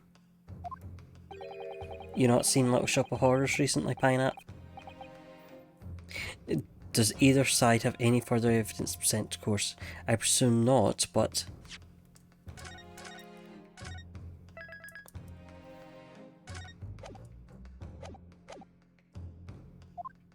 highly recommend. The prosecution has made its case convincingly enough already. Nothing more to add, Your Excellency. Yeah, that's the Hungry Plant one. Ryunosuke, we're out of options here. No, we're not. I just got handed an option. This really is our very last chance. Yes, I know. Your Excellency, the defence does have new evidence. That'll look. The unyielding stare of a true Japanese warrior. Well, Miss Brett? Yes, Your Excellency. If you wouldn't mind, perhaps you could grace us with your presence a little longer. It's a delightful invitation, but I'm afraid it's not very long until tea time. I have politely... Forgive me, Miss Brett, it seems I wasn't clear. I realise I phrased this question, however... I must ask you to treat this as an order. I've said it many times before, but the Japanese language makes no sense. My apologies, dear lady. So, counsel, what is the new evidence that demands the court's attention? I mean, I only got one new evidence. Miss Giselle Brett, we understand your study under Dr. Wilson at Umaya University doing research.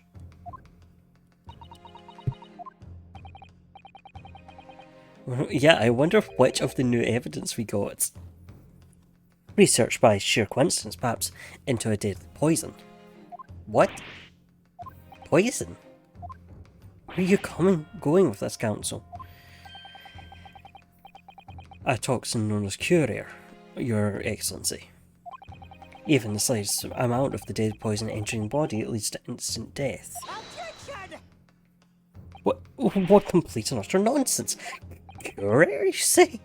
I've never even heard of it. You wouldn't have done. What do you mean? I mean that you wouldn't have heard of Courier before for one very simple reason. It doesn't exist in our country. It doesn't exist. Correct. Which means, no matter what tests the police can do for toxins, they'd never identify Courier. Why? Because there is no test available here that can identify the presence of this highly deadly poison.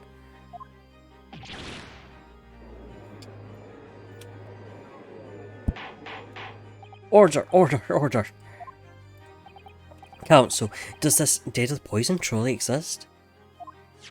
According to reports authored by the visiting research student from England, Courier has long been used by tribespeople of South America as a poison to laser arrows. It seems that it's reasonably well known among European doctors and scientists. To laser arrows? The report states that it is produced from the extract of a tree that grows deep in the Amazonian jungle, and it was first brought back to Europe at the turn of the century by explorers. It claims that animals shot by the arrows laced with the Courier suffer instant death. Doesn't that about sum it up, Miss Brett? Objection! Trumpery! These aspersions are utter trumpery.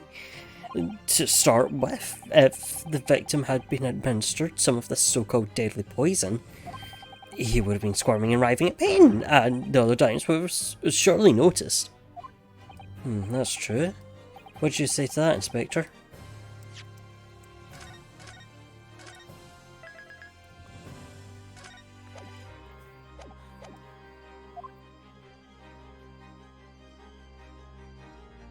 Obviously I would have noticed disturbance like that. I don't remember anything like that either. I don't know this professor being any kind of pain. According to this, however, it's the other way around. What do you mean, the other way around? The very fact that the victim didn't show any visible signs of stress is evidence that Courier was used. Explain yourself, Counsel. The moment this toxin enters the person's system, it causes instant paralysis. In other words, afflicted victims lose all strength and are completely unable to move. Even if they were in total agony, there would be no visible signs of pain at all. How terrible. Obviously, if a man lost all his strength in his muscles, he'd collapse on the floor. But with a chair under him for support, as Dr. Wilson did, the effects would go largely unnoticed. But I don't follow, Kazuma. That's just paralysis. I thought the poison called instant death. The full explanation is extremely unpleasant. The poison causes immediate paralysis, as I said, leaving the victim unable to move. After a short time, the paralysis is so severe, it causes the muscles that control respiration to fail. Respiration? In other words, the actual cause of death is suffocation. And all the while, the victim is conscious and aware, just unable to move. That's hideous. To the observer, it would look almost like the victim was slipping peacefully into an endless sleep. But for the victim himself, his final moments would be a living hell. That is the true nature of this deadly Courier poison.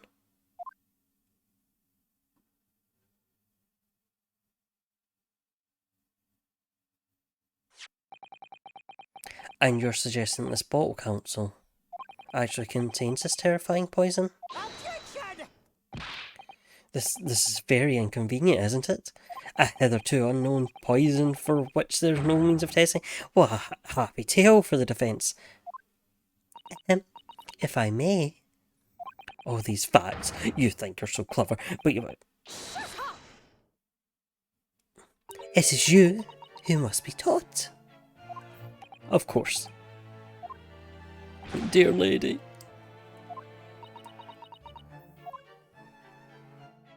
So, this is how you Japanese behave, is it?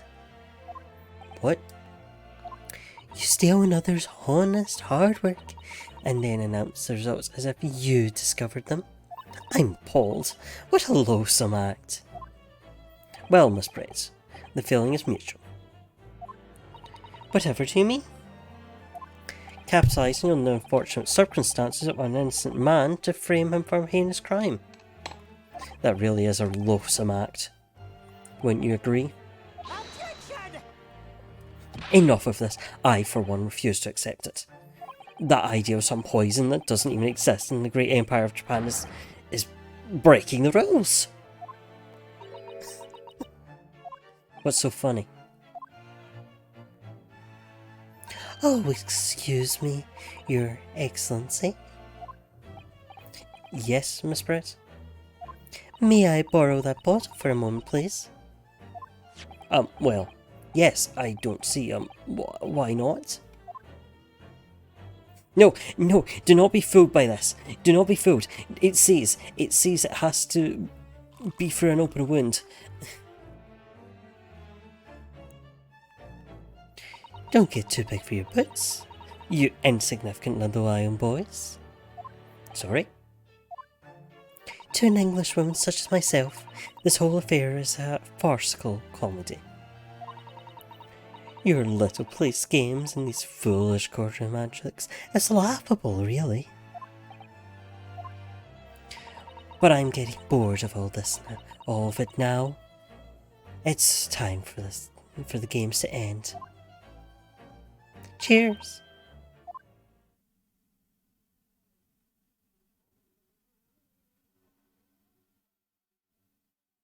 But what are you doing?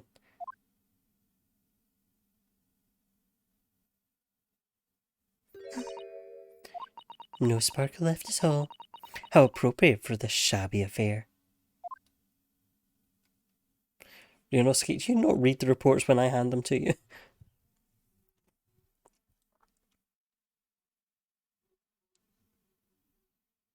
Honestly, stale water, goddamn girl.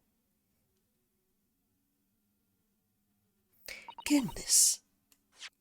I did read it right. Hey. Eventually poisoning its body through a wound. Whatever is the matter? You all look quite stunned. So, no cure. The bottle was clean, is that what you're saying? Do you guys not read? You look quite incredulous, you little boy. But of course, that's the simple truth. Thank you for presenting the findings of my research so concisely here at this grand venue. Most kind. Thank you, waiter. Now then, Your Excellency. Yes, Miss Brett. I should like to be excused now, please. I think I've given more than enough of my time for the furtherance of friendship between our countries. Yes, dear lady. We're most gratified with all the assistance you have given. This doesn't make sense. There's be poison in that bottle, so how did she swallow a whole glass and live to tell the tale? I don't understand it. Well, I suppose if nothing else, this little Far Eastern charade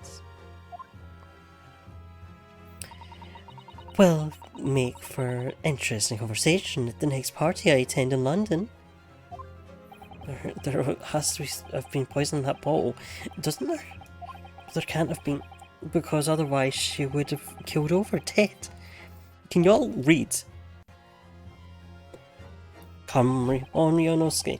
We have clues now. That bottle of water.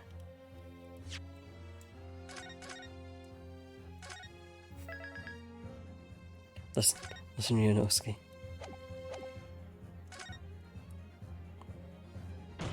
The culprit did put pure air in Dr. Wilson's carbonated water. The defense refuses to change its position. You're serious? Yes, I'm serious. Fool, are you blind? There's no possible way the bottle could contain poison. I mean, we just saw Mr. Prehitt drinking the water from it. That's right. Which rather complicates your argument, I think. And I believe that complication can be explained. How exactly? Hold on, I'm just going to check which page it says it on. Second.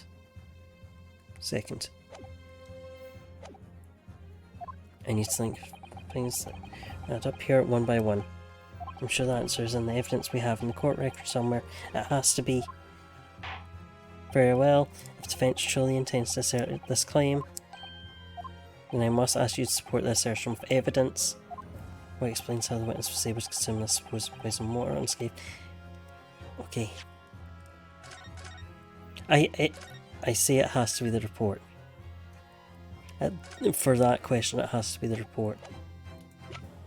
Yes. The answer to this riddle is right here in Miss Brett's own research report. Objection. That's not a valid explanation. No. After all, we don't speak English. The report is utter gibberish. The impudent young scoundrel is trying to ridicule the court, Your Excellency. I'm not trying to ridicule anyone. Honestly, I'm just reading Sasato notes. I concur. This report is too extensive to be considered in its entirety by the court. You will direct us to the person. Happily. Just checked because I knew you would ask this question. Oh crap, you didn't mean right. Crap, I checked the page number. I tried to be smart. Route of entry. Special characteristics was that?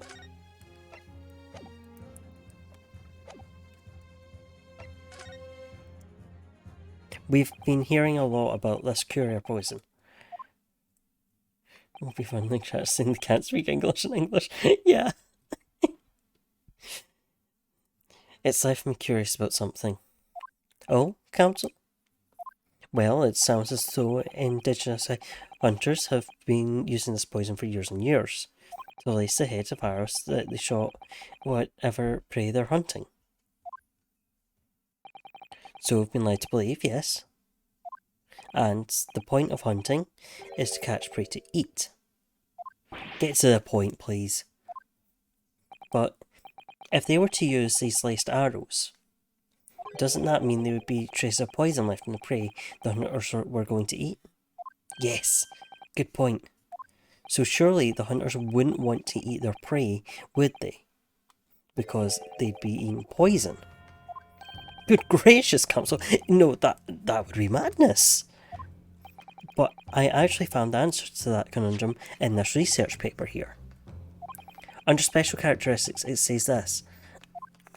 The poison starts to work after entering the body through a wound. Through a wound, you say? I see, that makes sense. Yes, the mention of that particular detail seemed a little strange to me though. But it all makes sense when you interpret what's written like this. When courier enters the body for an opened wound, it has terrifying poisonous effects. However, when it enters the body via the mouth, it has no poisonous effects whatsoever. What? Miss Brett, you offered this research. You knew Curier's special characteristics. And you knew that you could make a spectacle of drinking that water without any danger to yourself. You meddling little rapscallion. Well, Ryunosuke, it turns out her hat is alive. I was not expecting that one. And you're an even better lawyer than I thought you'd be. Me? Lawyer? Objection! Oh, this poison talk is fascinating, I'm sure, but I fail to see how it's possible. So, the ill-bred little puppy has a new toy to play with. Some facts he read in a book. But I'm afraid knowledge doesn't suit you, little boy. It only makes you look silly. What are you trying to say? Your schoolboyish logic has a fatal flaw. Schoolboyish? Flaw? As even your brain has managed to deduce, Courier is safe to ingest. It seems likely its effects are neutralized by the acidic nature of gastric succus. So goodness.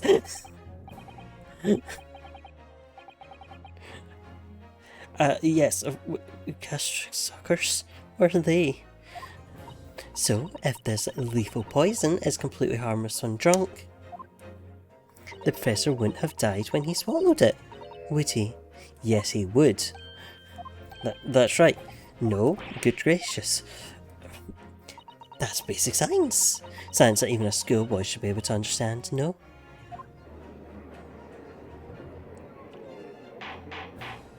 Order in the court, order. The logic holds. If the lady and the professor drank the same poison, they've been affected the same way. No! Are you trying to suggest... Yes, this cure poison is completely irrelevant to the case on track. Completely irrelevant that she tried to poison him. Even if she hadn't succeeded, she tried. That's right. Surely even a little cockroach like you can understand something as simple as that.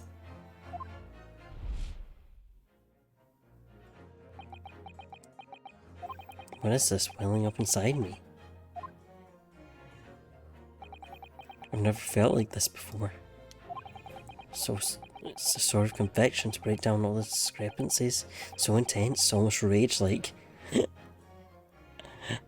Rianovsky confirmed berserker?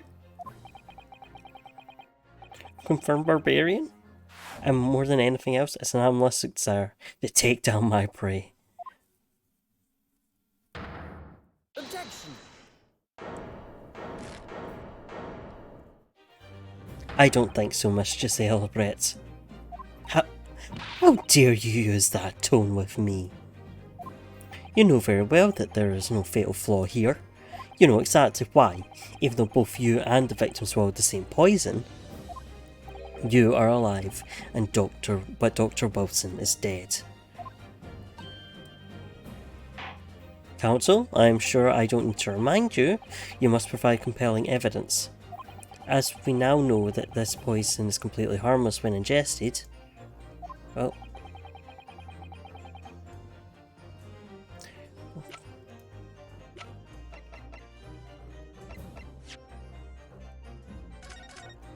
See, it's not coming up that I've been disconnected at any point. So it's good. Nope. I keep having to reconnect to the Twitch chat and it's not telling me if my stream's going down or what.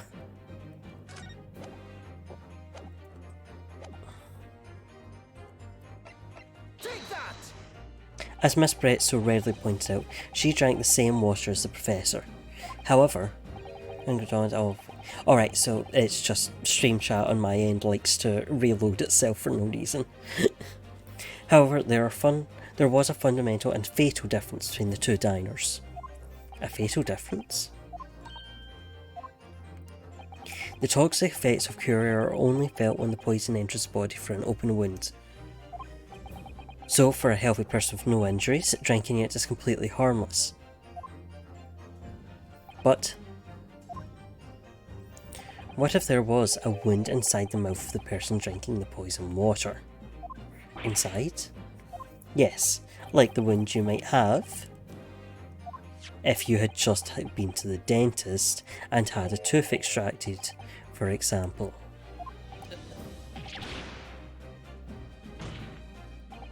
Miss Brett, you've acknowledged many times in your testimony already that you were well aware of Dr. Wilson's dental appointment that day. So that's it. You used that knowledge to orchestrate this. Is she laughing? I don't like to repeat myself, but honestly, I can't resist. These childish courtroom games and your half-baked arguments are so puerile. What do you mean? Don't worry, little schoolboy. You'll find out soon enough.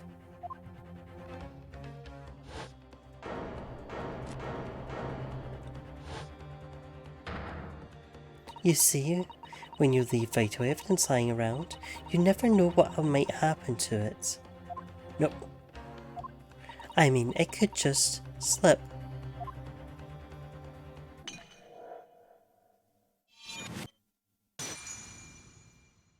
Oh dear, how careless of me. I'm afraid some crucial evidence may have just been tragically destroyed. No. George, you saw that?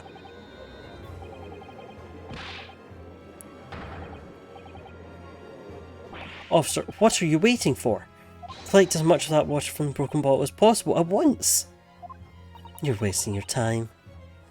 That delightful carpet under my feet here was a gift from the British Empire. I assure you, it will soak up the water beautifully. You have neither the technology nor the presence of mind to recover it.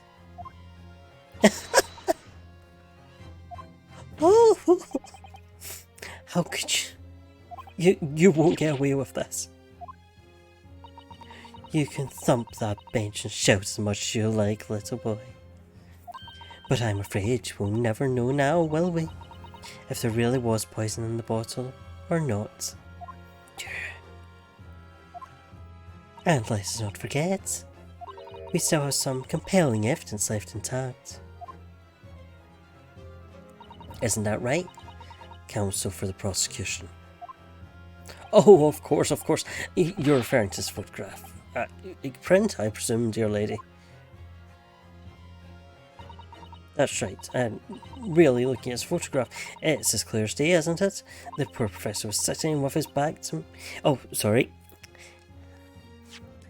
That's right, and really looking at this photograph, it's as clear as day, isn't it? The poor professor was sitting with his back to me. So, of course, the only person who could have shot him from the front is the little schoolboy. Objection! No, you killed the victim that day, using courier. And then, in order to frame Yosuke Naruhodo for the crime, you waited until he picked up the pistol you arranged for him to find on the ground, where you shot the professor's dead body in the chest with your own hidden gun. Then, in the confusion that followed, all you had to do was turn the dead professor in his chair around. You see, you had every opportunity to commit this crime. What a wonderful imagination you have, young man.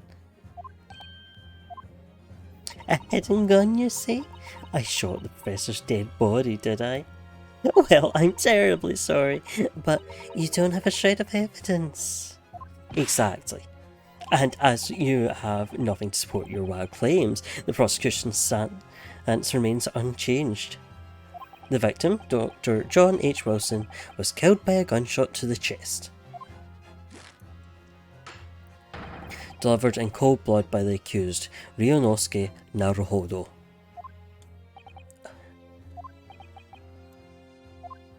It's unbelievable. How can this be happening? We had her, but now, is she really going to get away with that? The way she destroyed the evidence was obscene. Ryunosuke, yeah? We've come this far, but now you're the only one who can finish it. What do you mean? Lost a vital piece of evidence, it's true.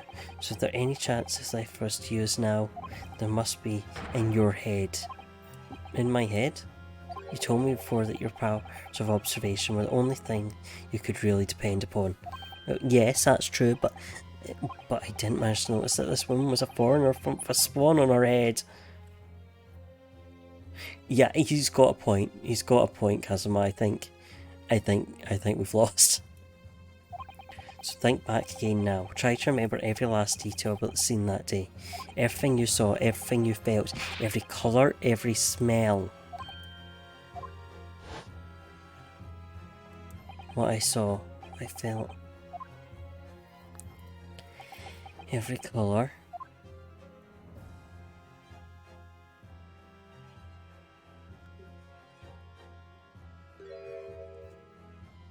Is Kazuma right? Somewhere in the vibrant memory of this same scene in my head, could there be another clue in the supposed identity of Dr. Wilson's killer? I mean, that sure looks like yeah, a living swan. You didn't recognise the woman in front of you as a white woman with a living swan on her head. Actually, Kazuma, I think I might have something. Thinking back over everything I saw, I think I might have uncovered another clue. You always have something up your sleeve, don't you, Ryunosuke? Okay, so it wasn't in that picture, I'm not a fool. Come on then, let's swipe that the smug smile off the Englishwoman's face for some evidence. Alright, I can't wait. It's been niggling out for a while that something feels amiss in my memories of that day. Also, I appreciate that he's now reached the point that he's not checking with Kazuma every time he does that. Whatever it is, it could be the key to arriving at the truth about all this. Is there somewhere that must have been this? I mean, the state's entire existence, quite frankly. Take that! Inspector Osanaga, answer me this. Yeah? What is it? He's still miles away? Probably thinking about that bottle being smashed. As you've said a number of times now, you strive for perfection in investigations, don't you? Absolutely. I wonder, therefore, if perhaps you took anything else from the scene of the crime. Like, for instance, the plate of steak that you took to the victim's table that day. I've thrown my Joy-Con on the ground.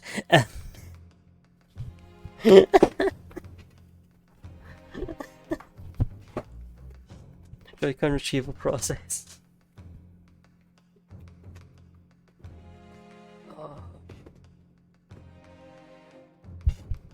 Okay. I was too busy gesturing with the Joy-Con. Objection! Wait a minute. Where are you going? Where are you going with this, little boy?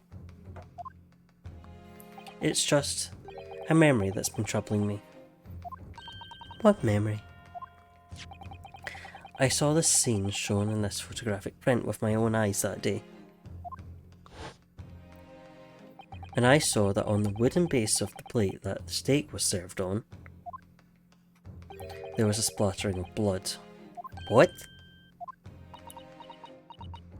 Oh really? And what of it?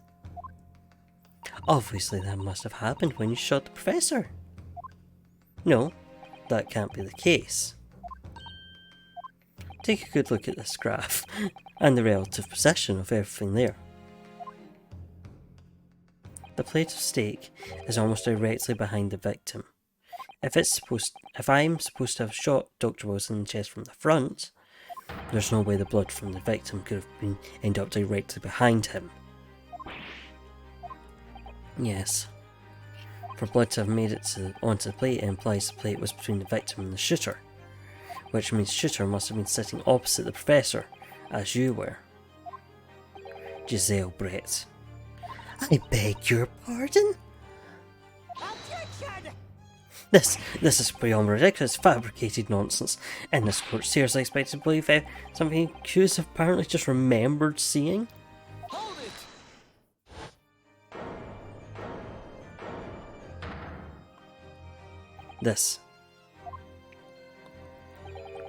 This could be the moment that my entire career in the police force has been leading to. Inspector, you mean? Yes, I took the plate in the interest of preserving evidence from the scene of the crime. I took it, meat and all. I do not care if you call me a crime scene thief because of it. Oh god, that's going to be so rotten. It's going to be full of maggots. Oh my god, I don't want to see this. You did what? I took the steak that you had been eating, Miss Brett. I took the steak that the sergeant had been eating. And I did it all in the name of justice. Now we can find out for sure whether or not there's a bloodstain on Miss Brett's plate. We must examine it now.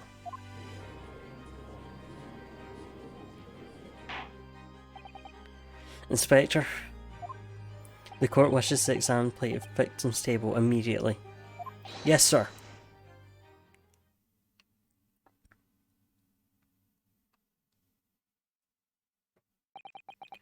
Sorry for the delay. This is the horrifically rotten steak that you ordered. But what about the blood? Is there blood on it? Of course there isn't!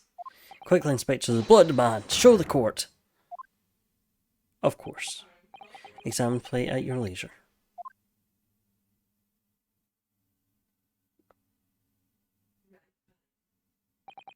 No blood.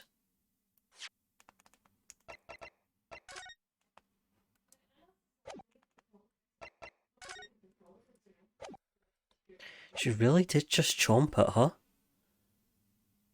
She really did. She really did just tear that thing apart with her teeth. I'm so distracted by how she just chomped it. No blood anywhere. But no, that's impossible. I know, I'm sure of it. Well, it's not in the picture. It was right there on the table behind the professor. There was blood inside of the plate. What an unbecoming expression, little boy. You see, this is why I always say you can't trust what the Japanese tell you.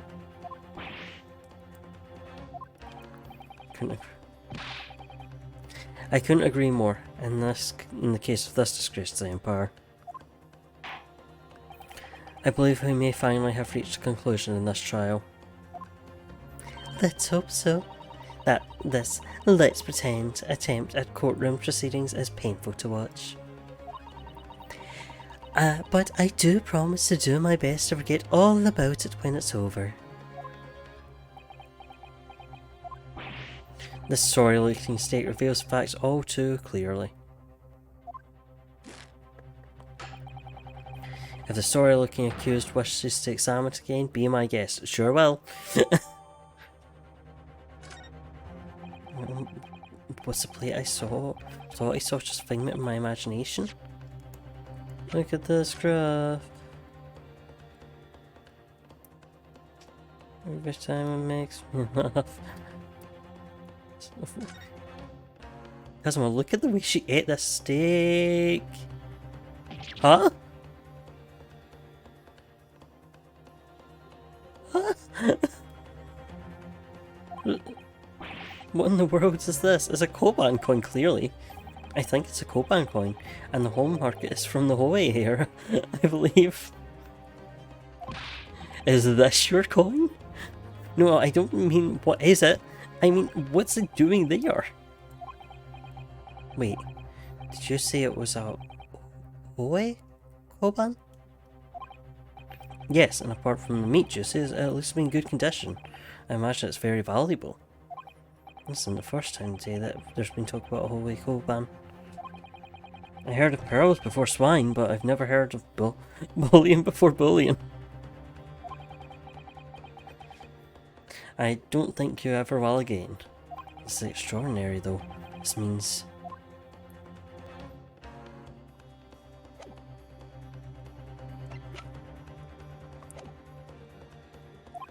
This is it now. I've lost. I've lost except for this Koban coin I just found under a steak. I might be good. It's not over yet, not until the final gavel. Never stop believing in yourself. Keep looking forward no matter what. Believe in myself? Really? Maybe I should at least examine the evidence for myself. Sure did. As the evidence requested by the defence has not been shown to be problematic in any way, I presume any further examination of evidence in this trial will be unnecessary. Does the defence have any objections? Oh, of course I do. There's a coin in this steak.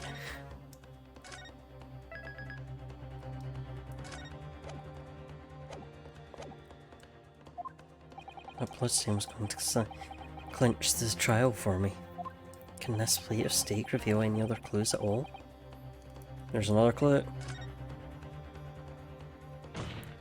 Sir, there is a coin in my steak? I can't eat this. Your Excellency, please wait. This plate of beef is hiding another clue.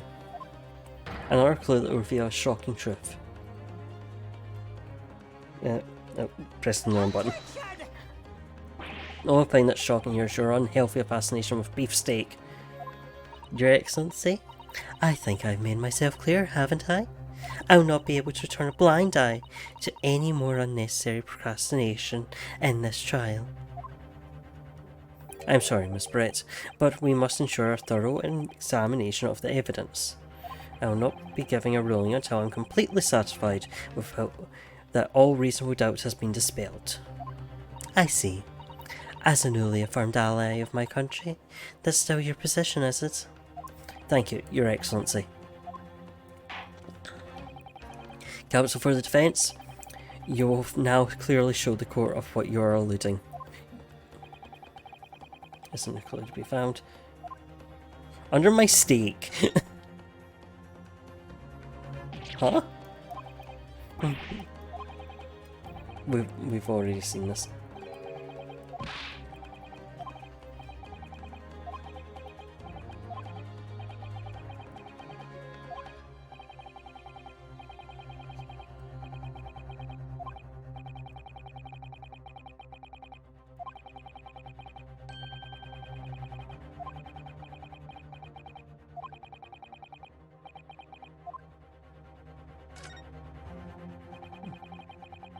I certainly have expected to find a precious coin underneath this fight goddess meat. It's from Holy here too. It must, that would make it really quite valuable. It's well marinated in the juice as well, look. What are you thinking of eating it?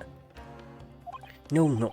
Next time I order steak in an expensive restaurant, one thing's for sure, my heart's going to be racing as I lift up the meat and peer under for a prize. I think you might have the wrong end of the stick about this, Rionosuke. A Koban coin underneath the steak. There's only one logical explanation. I forgot I had to present. Good gracious, that's... Koban? What on earth? Holy ear one at that. Miss Brett, this is in fact the beefsteak that you ordered at the restaurant and on that day in question, is it? Tell me, why is there no coin seemingly hidden underneath the meat? What a ridiculous question! How should I know? I've never seen that thing before in my life. I don't know what that is, but I want no part of it. I fail to see how this is relevant. A coin under the meat? That could simply have been a careless mistake by the chef at a moment of distraction. Objection! Don't be absurd. We're supposed to believe that this happened by accident in the kitchen? A rare holy koban just happens to be hidden underneath that piece of steak. If this turns out to be irrelevant to the case, I'll rip up my ticket to Great Britain right now. You're determined to rip up that ticket. I don't think you want to go. He's right, it can't be a coincidence. Your Excellency. Yes, Counsel. A rare holy koban just happens to be hidden underneath that piece of steak. If this turns out to be irrelevant to the case, I'll give up my lawyer job right now. Well, you don't have a lawyer job. Objection! By all means, don't let us stop you. No one invited you anyway. Perhaps, little boy, you should realise that it is you who is irrelevant. Even though I'm the one on trial here. The point is, it's essential that we ask the owner of this coin if he can explain what it's doing under that steak. The owner? Yes, it's obvious. There's only one person it can belong to. Can we remember his name? I know it is, it's Kurikata. Take that! Obviously, it can. Oh crap. Say Kurikata. Kuri? As in Mr. Cucumber or something? Honestly, these ridiculous Japanese names are quite unfathomable. Ah, yes. The old man who testified earlier alongside the military sergeant, correct? I realise I should have put the sergeant, but maybe... I remember him saying that he was up to something with his Koban coin when it happened. Exactly the moment the gun was fired. The gunshot interested me not. I was far too busy on the floor. Too busy on the floor? Sorry, what were you doing? Hunting for treasure. Indeed, the Hoera Koban, my prized coin. Then this Hoera Koban, do you mean to tell me? Objection! No. Please, why would Kurikosa's Koban be sandwiched between the victim's beefsteak and its plate? It makes no sense. Yes! Correct. which is why I'm asking to bring Kurikutsu-san back to the witness stand so we can ask him. Officer, bring both witnesses that testified earlier back in here, without a moment's delay.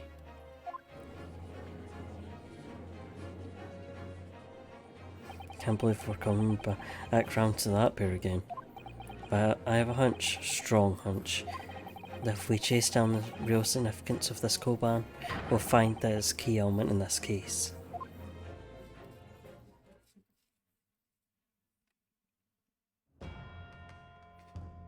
This witness stand is getting awful busy. What's this all about? Why have I been called up again? Don't you realise it's dinner time for little baby idol? When my son's belly is empty, he's fiercer than a pack of wolves. Exploited by the police we were, like miserable dogs forced to bear false witness. And when cast from this courtroom myself, I became a ruined man in a trice. A worthless, withered antique. Nothing more have I to say. The sun has set on the rusty shop owner's existence. But that isn't me, Kuriko-san. Something has come to light that requires your clarification. As far as your rusty, sir, that's the one, the very sad one that it is.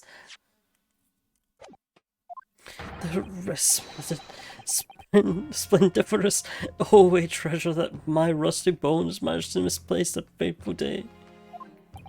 It can't be. As I thought. Young man, enlighten this decrepit old fool, put me out of my misery. Where was my treasure? Where was it dropped? Not sure if it was dropped anywhere. We found your coin sandwiched between a beefsteak and its plate, soaked in seasoned meat juices. Sandwich? Soaking? Seriously? Clearly, it couldn't have fallen there by accident, which means somebody must have hidden it there on purpose. Somebody concealed my holy treasure between a slab of meat and a metal plate. Who would do such a thing? Such an unconscionable thing?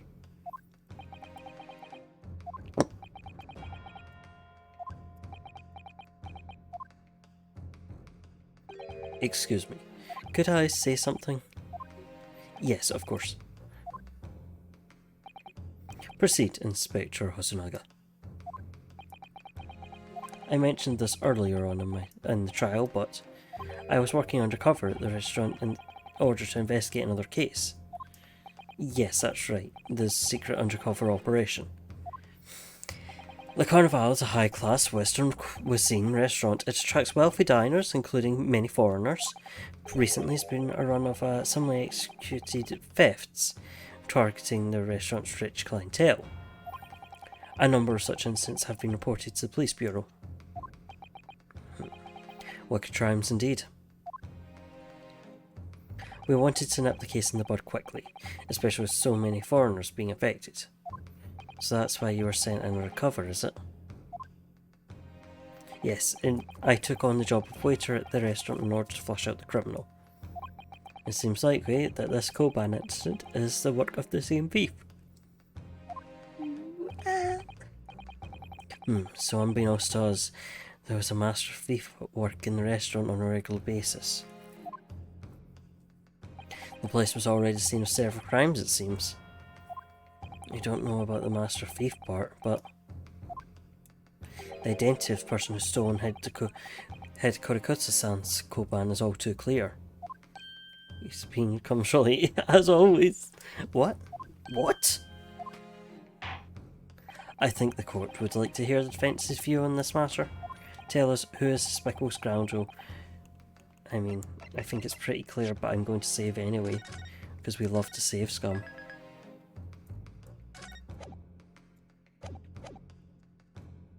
Take that! Obviously, it can only be you, Sergeant Isanosa. How? How dare you? You monster! Monster! I stole that Koban, did I?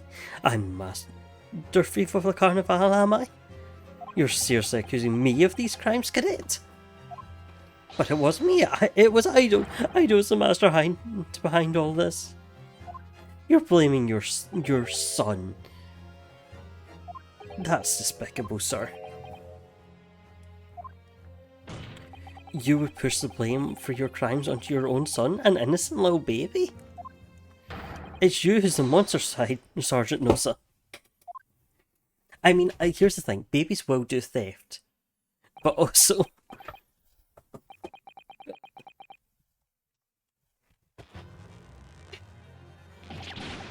yeah, babies do love crime.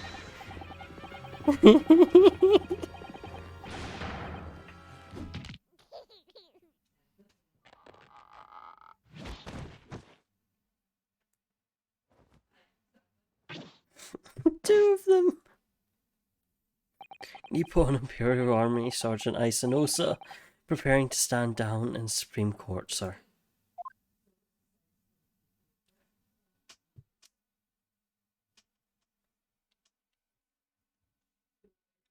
No, Ido needs to testify. Get Ido back up here. Do any of you know of the extraordinary low wages of the Nippon Imperial Army pays those it expects to keep our country safe? I understand that the temporary increase in taxation owing to the recently ended conflicts remains in place.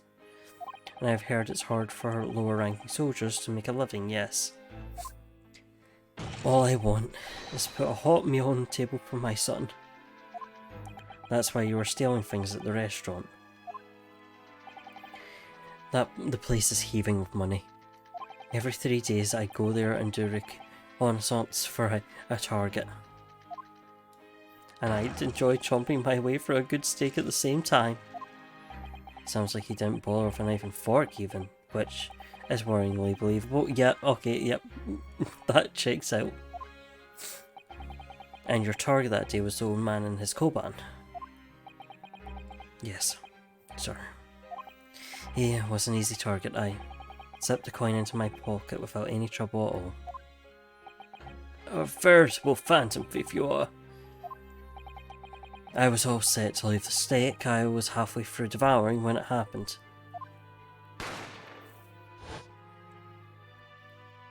Yes, when the professor was shot. I knew that if the police conducted a search and found the coin in my pocket, I'd be finished. I do too. So I hid the incriminating evidence as fast as I could, on the double. I slipped it under the steak, hoping that I'd be able to rendezvous with it again at a later date.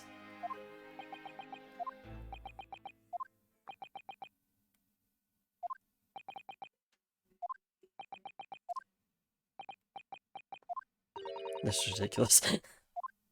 Perhaps you could carry on with this absurd wrestling in your own time. Well, Miss Brett. Oh, of course, dear lady, of course. How rude of us.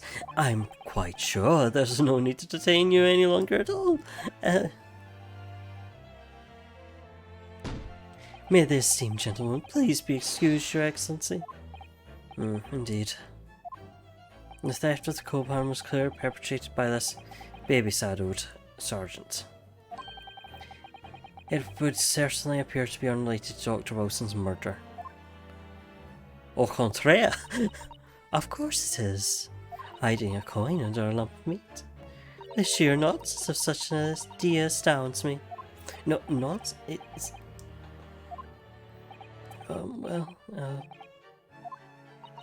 And as for picking up your steak and biting it without using a knife and fork, it's pure nonsense, it's pure madness. Very well, now that all questions concerning this witness's testimony have been answered, I see no further justification for detaining her. No, get back here. No, she is not. Thank you, Your Excellency. Good luck, everyone. Objection. And good day. Ryunosuke, what's the matter with you? There's no time for daydreaming. No, it's just something about Miss Brett's parting words there got me thinking. Can't quite work out exactly. Somebody say jarred with me. Are we going to ignore that we've just established that it was not her steak?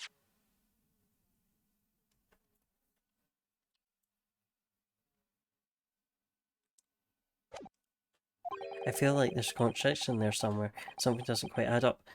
Yeah, we've established it's not her steak. In that case, don't just stand there thinking. Make your voice heard. Sorry? You can think later, but if you don't call out now, I'll be too late. The trial will be over. Hold it! Wait, Miss Brett. What is it now? I'm afraid just one last time. There's something I'd like to ask you. I'd like you to explain the contradiction in your parting words from just a few moments ago. What are you talking about? What contradiction? Objection! What new-student nonsense is this? Well, what parting words are you talking about, Ryunosuke? Hiding a coin. Sure, not such an idea sounds me. Yeah, we just...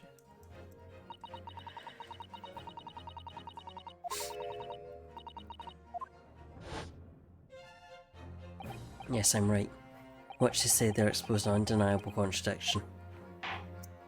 I'm going to need to see evidence, counsel. Miss Brett's words truly are contradictory. What does evidence prove? Mistake, right? Everything about it.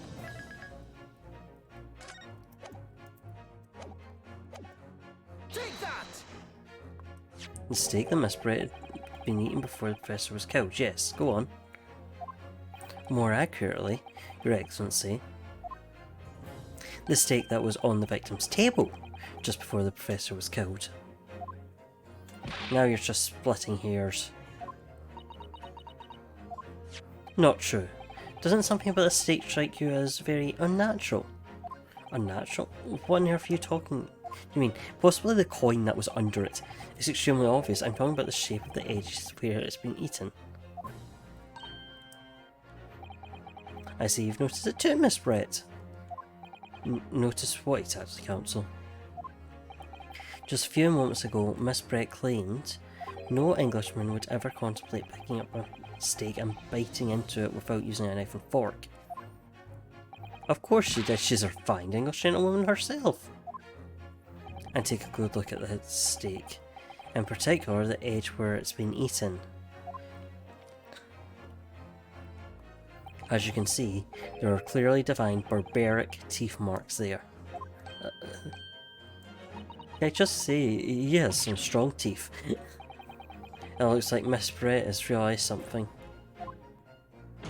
So, if the witness, as she claims, wouldn't contemplate eating anything without a knife and fork,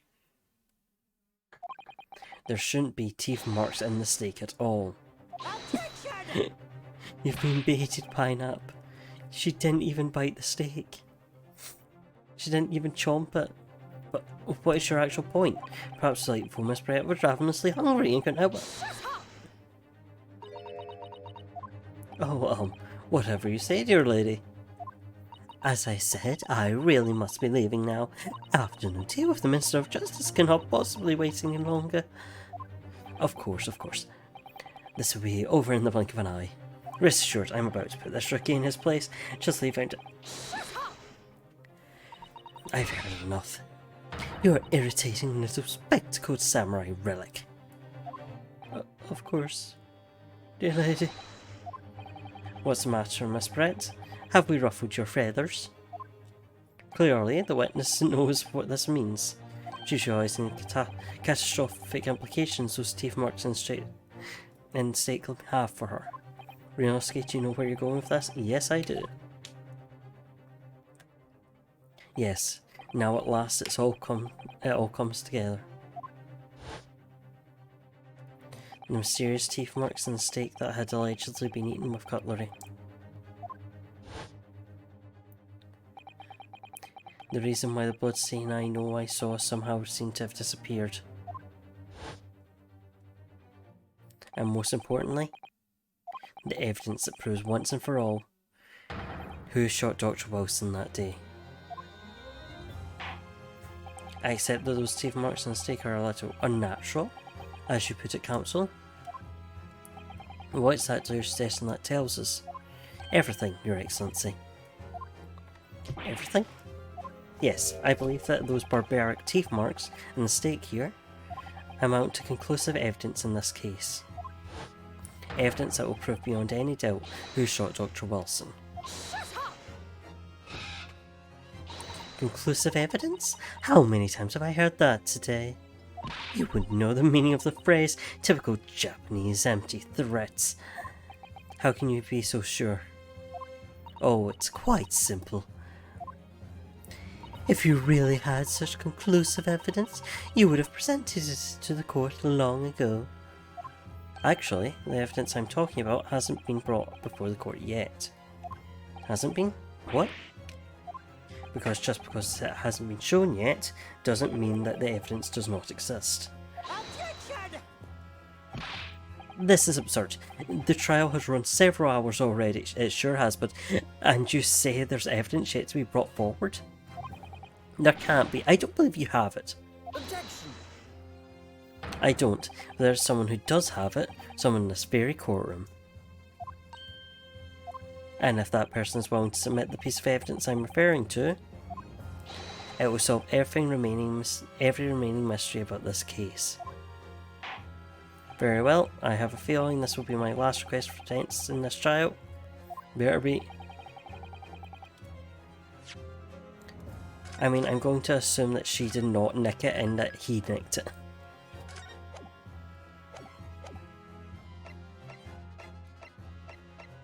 Take that! The answer is obvious. It's Inspector Hosonaga. What? I have it? Yes. You think I've been withholding conclusive evidence? That should... No, I'm not saying that. Yeah, he said he had both. Everyone's attention has been focused on this stake with the teeth marks. Yes. Now, earlier this afternoon, Sergeant Nosa told the court the following. I'd enjoyed chomping my way for a good steak. As well as admitting to stealing Kodakutsu's coin, he told us that he slipped it under the stake. You watch it, Cadet. I'm a superior officer. Sergeant Nosa, could you please confirm something for me? Was the stake that you put the coin under, in fact, your own stake?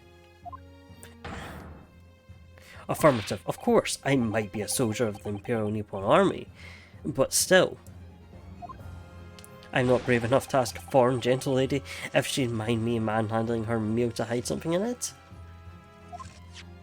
In other words, the stake the detective submitted as evidence earlier was in fact Sergeant Nosa's meal. Objection! But that makes no sense.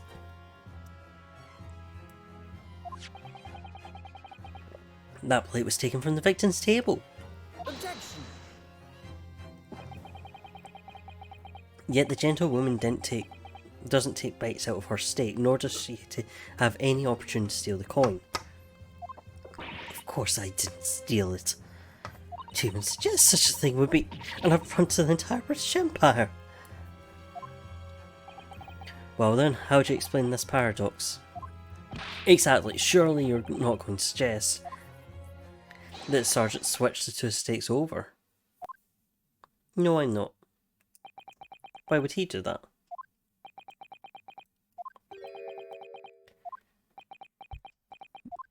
Unless he did. You did switch the plates. You switched? Well, after it happened, well, I guess. Why did you do that? When I saw this Falcon had been murdered right in front of my eyes like that, I panicked. As I said, I immediately lifted my stake and hid the coin underneath it. But then, when the waiter announced he was an undercover policeman, I thought I'd had it. If he decided to investigate my slab of meat, that'd be it. I'd be getting my marching orders. Okay, now, alright, I understand now. So when the cadet here was arrested and taken off to the kitchen, I seized my chance.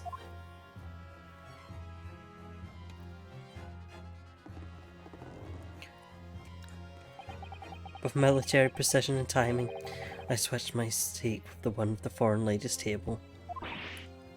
You couldn't have. I never saw you do such a thing. It was called Operation Lightning Bolt. There was no time for strategic planning. It was do or die, I tell you, so yes, I did what had to be done. Unbelievable. However, fear not, Prosecutor Sir. What now? I swear on the brass buttons of my uniform, that's all I did, sir. All you did? That's plenty, Sergeant. Yes! So, if Sergeant knows to switch the plates over, it means he took Miss Brett's steak and the plate it was on back to his own table.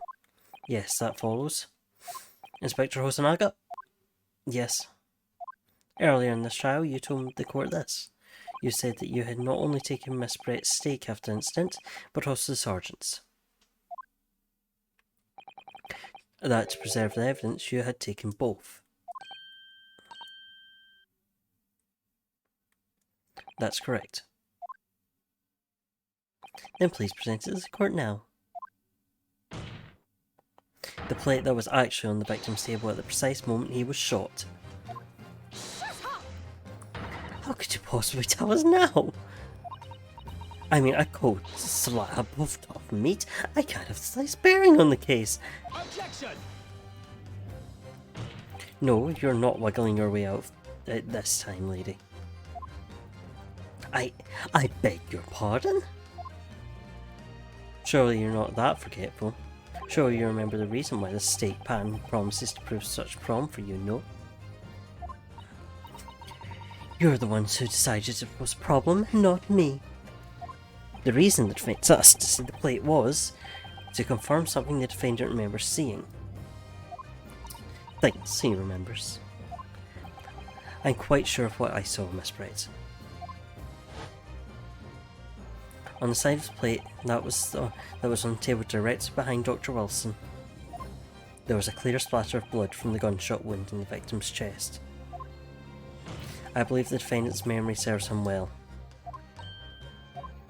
And now we have the evidence to prove it. The plate you were eating from, Miss Brett. Let us not prolong this any further. Inspector, you will show the evidence to the court. Present the beefsteak and plate that was originally on the victim's table at the time of the incident.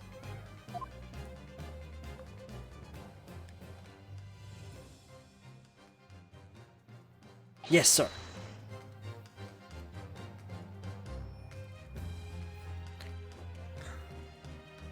Sorry for keeping you.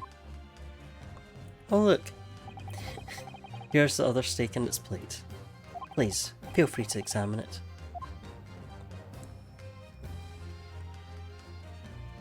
Blood stain. It's clearly visible. Yes! And this makes everything clear.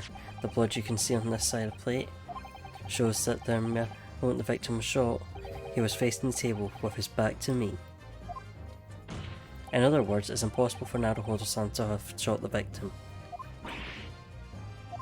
It can't be. In fact, there's only one person who could possibly have shot Dr. Wilson from the front. I'm sure everyone knows by now who that person is. Come on, come on, come on. That's right, Miss Giselle Brett. It's you.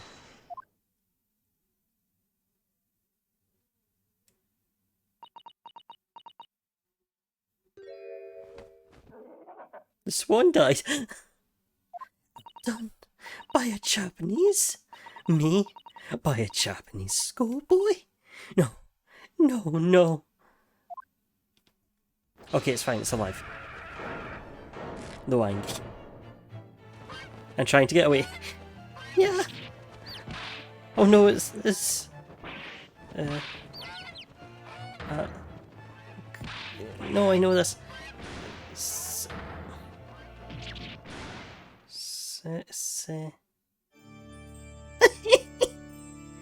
Signet. Is it Signet? Thanks for them. We're keeping them. We're raising them now.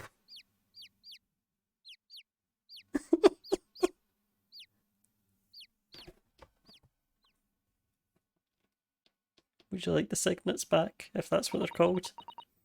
Please excuse my little outburst. I briefly lost my composure. Most unbecoming behaviour of an English gentlewoman. Forgive me. Well, Miss Brett, I think it's time you told the court what actually happened that day. The truth this time. Gladly, Your Excellency. I have lost a voice, I'm so sorry.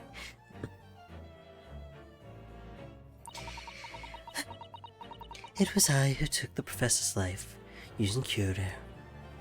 As you surmised, I chose a particular day for one very important reason. The professor had a dental appointment for the extraction of one of his teeth in the morning. So you planned to kill the professor, knowing that no traces of poison would be found in his water. Because Curie is unheard of here in Japan. Yes. Of course, I never intended to remain at the restaurants as long as I did.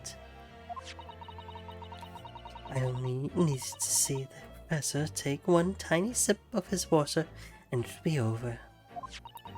I have placed a steak I had ordered in front of him to make it appear as though he was dining alone, and leave immediately. However, before any of that happened, there was an unexpected visitor at the professor's table.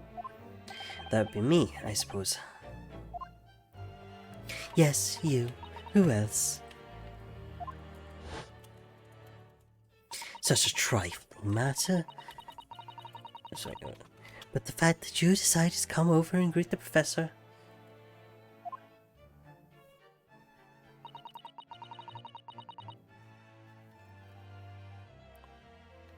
meant that I had lost my chance to slip away unnoticed.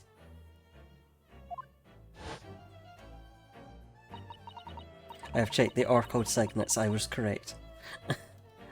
In due course, the professor took a sip of his water and was paralysed. I made sure he was sitting in his chair, such that he wouldn't fall. There was no going back at that point, so I concocted a plan on the spur of the moment. I planned to pin Dr. Wilson's murder on this innocent man. I happened to know that the professor always carried a gun. I decided to use that fact to my advantage. I had the bottle of Curie in my handbag, and my own pistol concealed under my skirt. Under your skirt? So I was right, there were two guns. Yes. And then I finished my coffee and got up to leave. That's when I noticed the professor's gun, which you had presumably placed on the floor, a place where you were sure that I would notice it. And everything went according to plan. You noticed the gun as I intended. And then, just as you bent down to pick it up,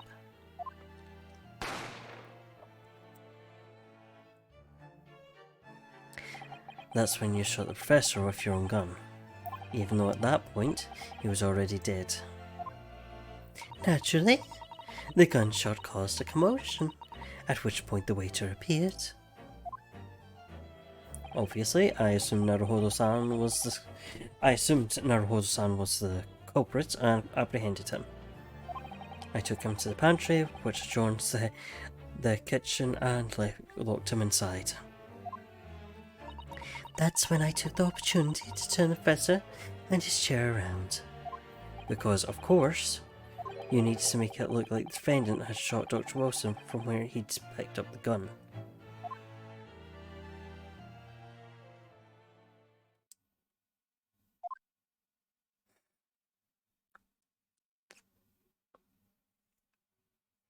So there you have it. That is the entirety of my misdemeanor.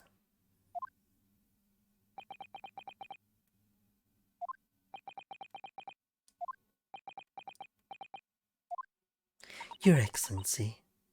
Yes? I wonder. Might I speak with you in private later? I shall call on you. Thank you. Good day then, everyone. I hope you can forgive me. Naruhodo-san.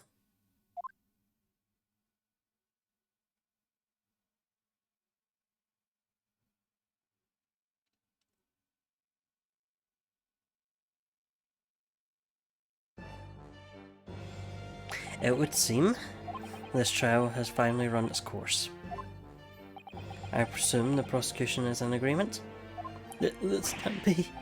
Taketsuchi Aochi does not lose. Not to like this rookie student. You better start getting used to tough opposition. Ryunosuke Naruhodo. Yes? This insult to the Aochi family name will never be forgotten. You've become conceited with age council, but the old have to stand aside and make way for the new. Keep your sword sheathed in the courtroom. It's the way of the world. May you never forget that. Good.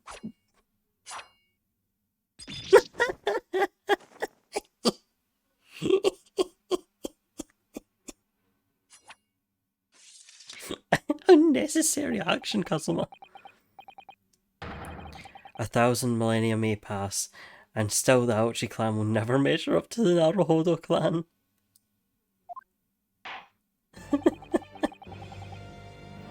This trial in the Supreme Court of Japan, well, I believe, go down in history as the start of a new chapter in our country's judicial system.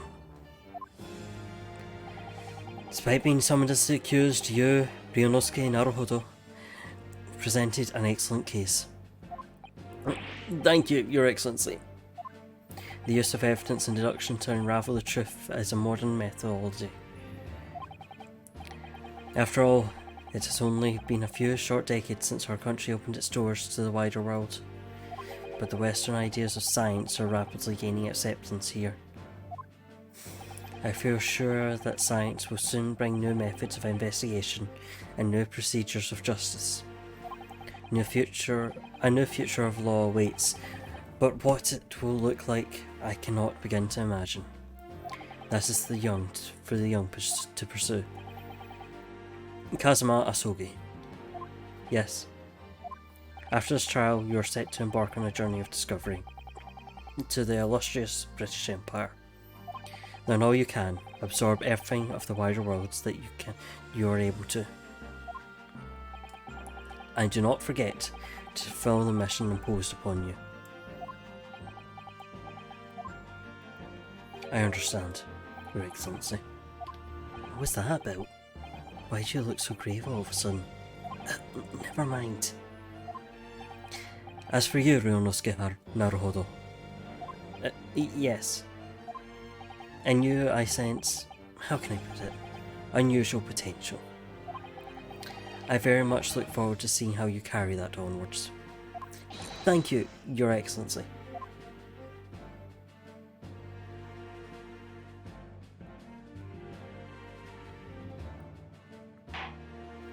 It is time to deliver the final verdict. I hereby find the defendant, Ryunosuke Naruhodo. Yay! We did it!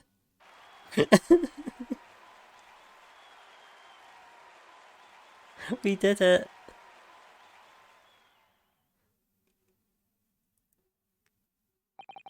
The court is now adjourned.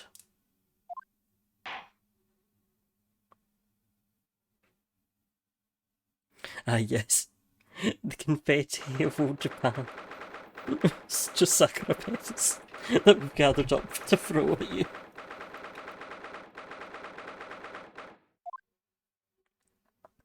I can't believe it. I can't believe what's happened.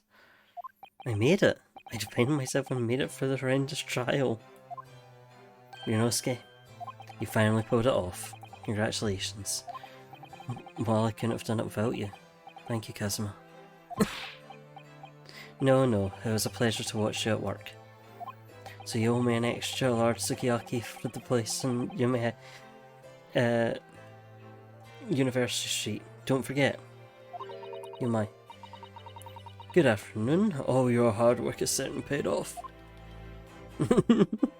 Congratulations to both of you for proving Naruhodo-san's innocence.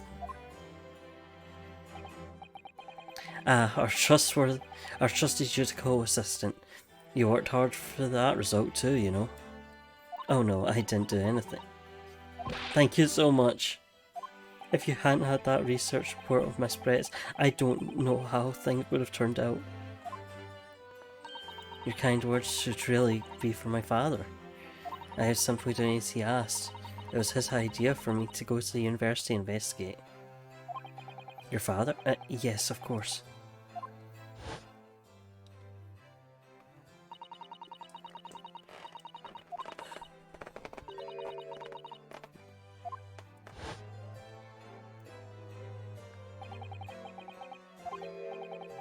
Ah, there you are. I believe congratulations are in order.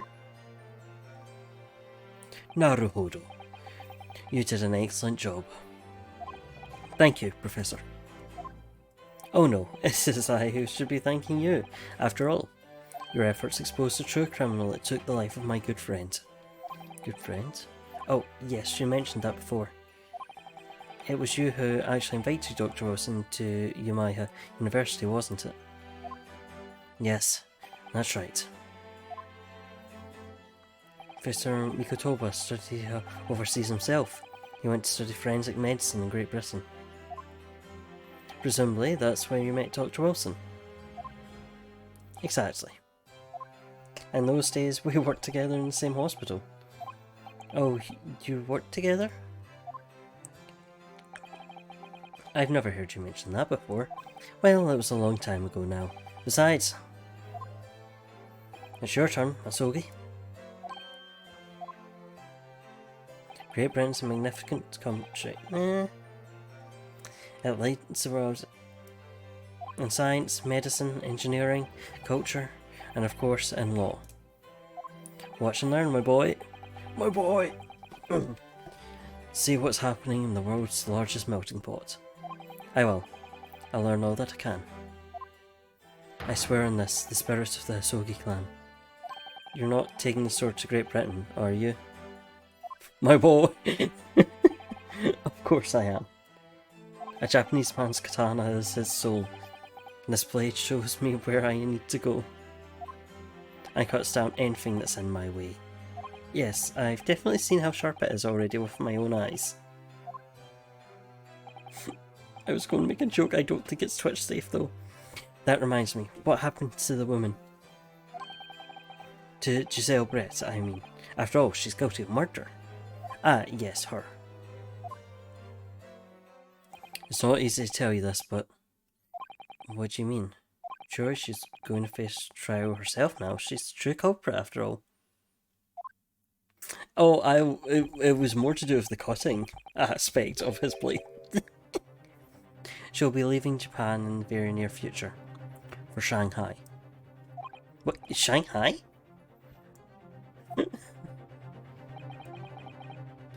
Giselle Brett will not appear in court again in this country. I'm certain of that. But why not? It's a matter of consular jurisdiction. Inspector Hosonaga. It was a hard-fought battle in the courtroom today. Very impressive to watch. I must congratulate... But what about consular jurisdiction? We cannot try this particular foreigner for her crimes here in Japan. What? We can't try her? But who's going to bring her to justice? A British consular crowd will hear her case, somewhere far away where our voices can't be heard. But why a consular court? Professor, I simply don't understand. I thought consular courts were a thing of the past now that we've signed the friendship treaty. Yes, in normal circumstances, you're right. Then, so long as it's not a serious incident or a highly political nature to our respective governments. They can't vote to consular court just like that. Oh no, can't they? Yes, she's a student, but it doesn't justify our government's making secret agreements about her fate, does it? Something strange is going on. Miss Brett can't be held accountable for her actions here in Japan. I'm afraid that for the young student, today's trial was nothing more than a game all along. There was never any danger of comeuppance for her. You don't believe it?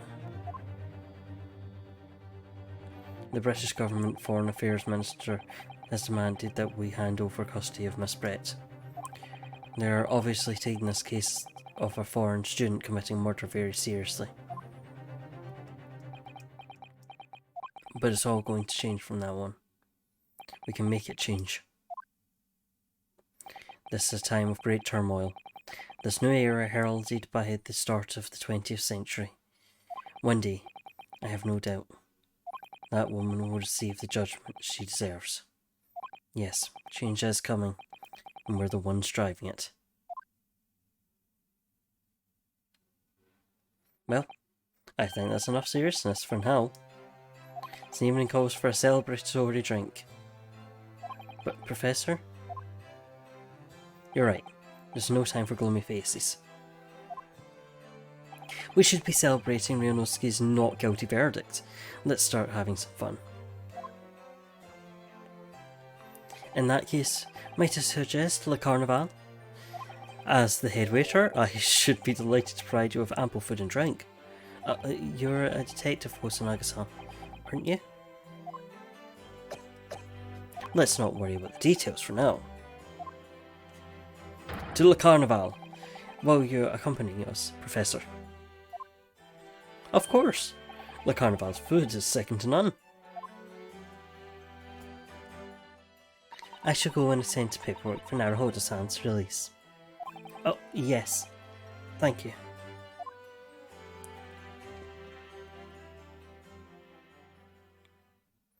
So Giselle Brett won't be tried here. I suppose that means I will never know.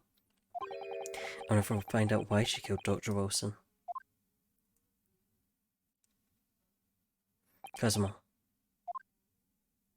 Yes, Ryunosuke?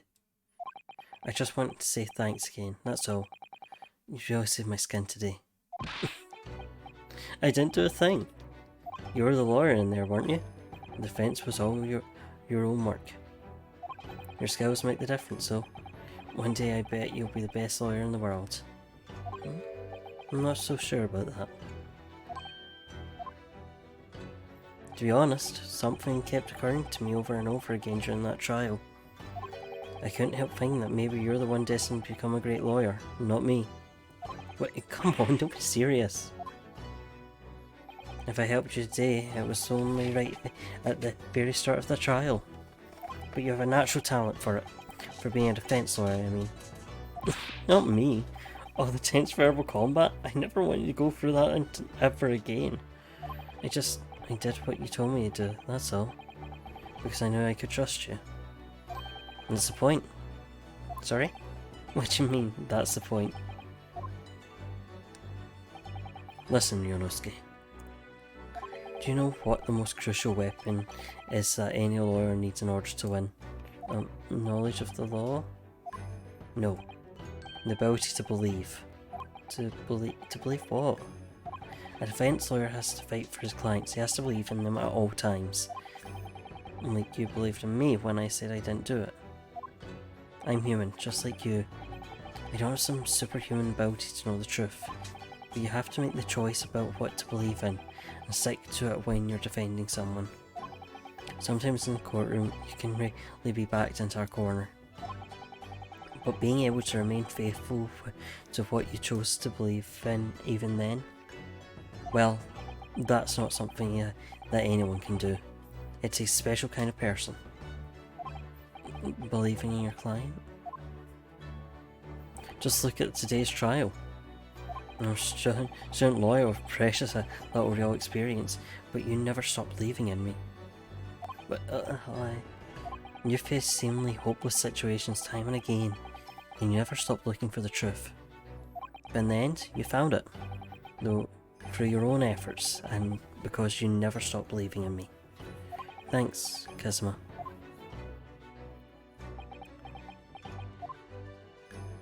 There's something I want to ask you, actually, Ryunosuke. Well, it's a favour, really. Something very important to me. It sounds serious, what is... Ah, you're still here, are you? Inspector Hosonaga! I've arranged some rickshaws for us. Let's go. Thank you. We'll be right there.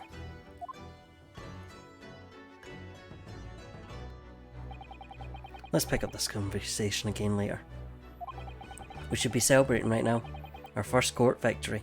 And your study tours to Great Britain. Don't forget. Ah, yes, that too.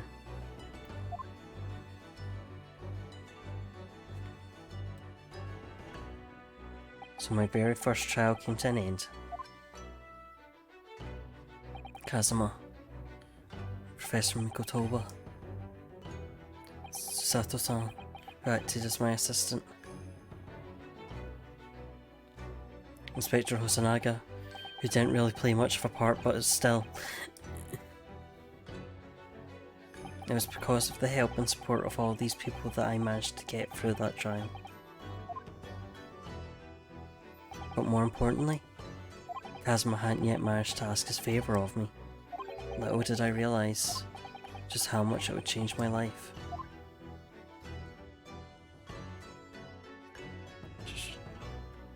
I've just realised that's been like that this whole time.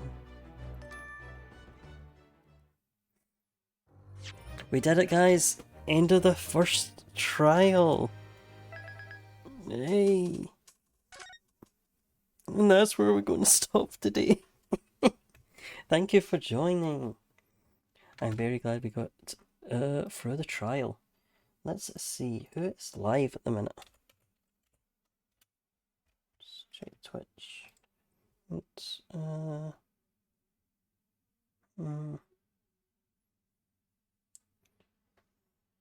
to see it. Yeah, I swear that is unusually long. I got to the point, it's like, I don't remember any of the others being this long.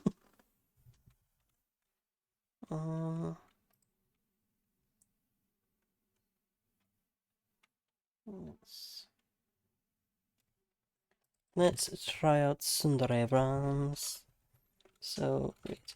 Right, thank you guys. When will I be next live? Well, whenever I'm next live, probably tomorrow. We'll see what I'm playing, and yep, we still need to meet Herlock. We still need to meet Herlock Sholmes. That's very important, so we will be playing more of that to meet him. Right, okay, so start raid. Thank you guys. Bye bye.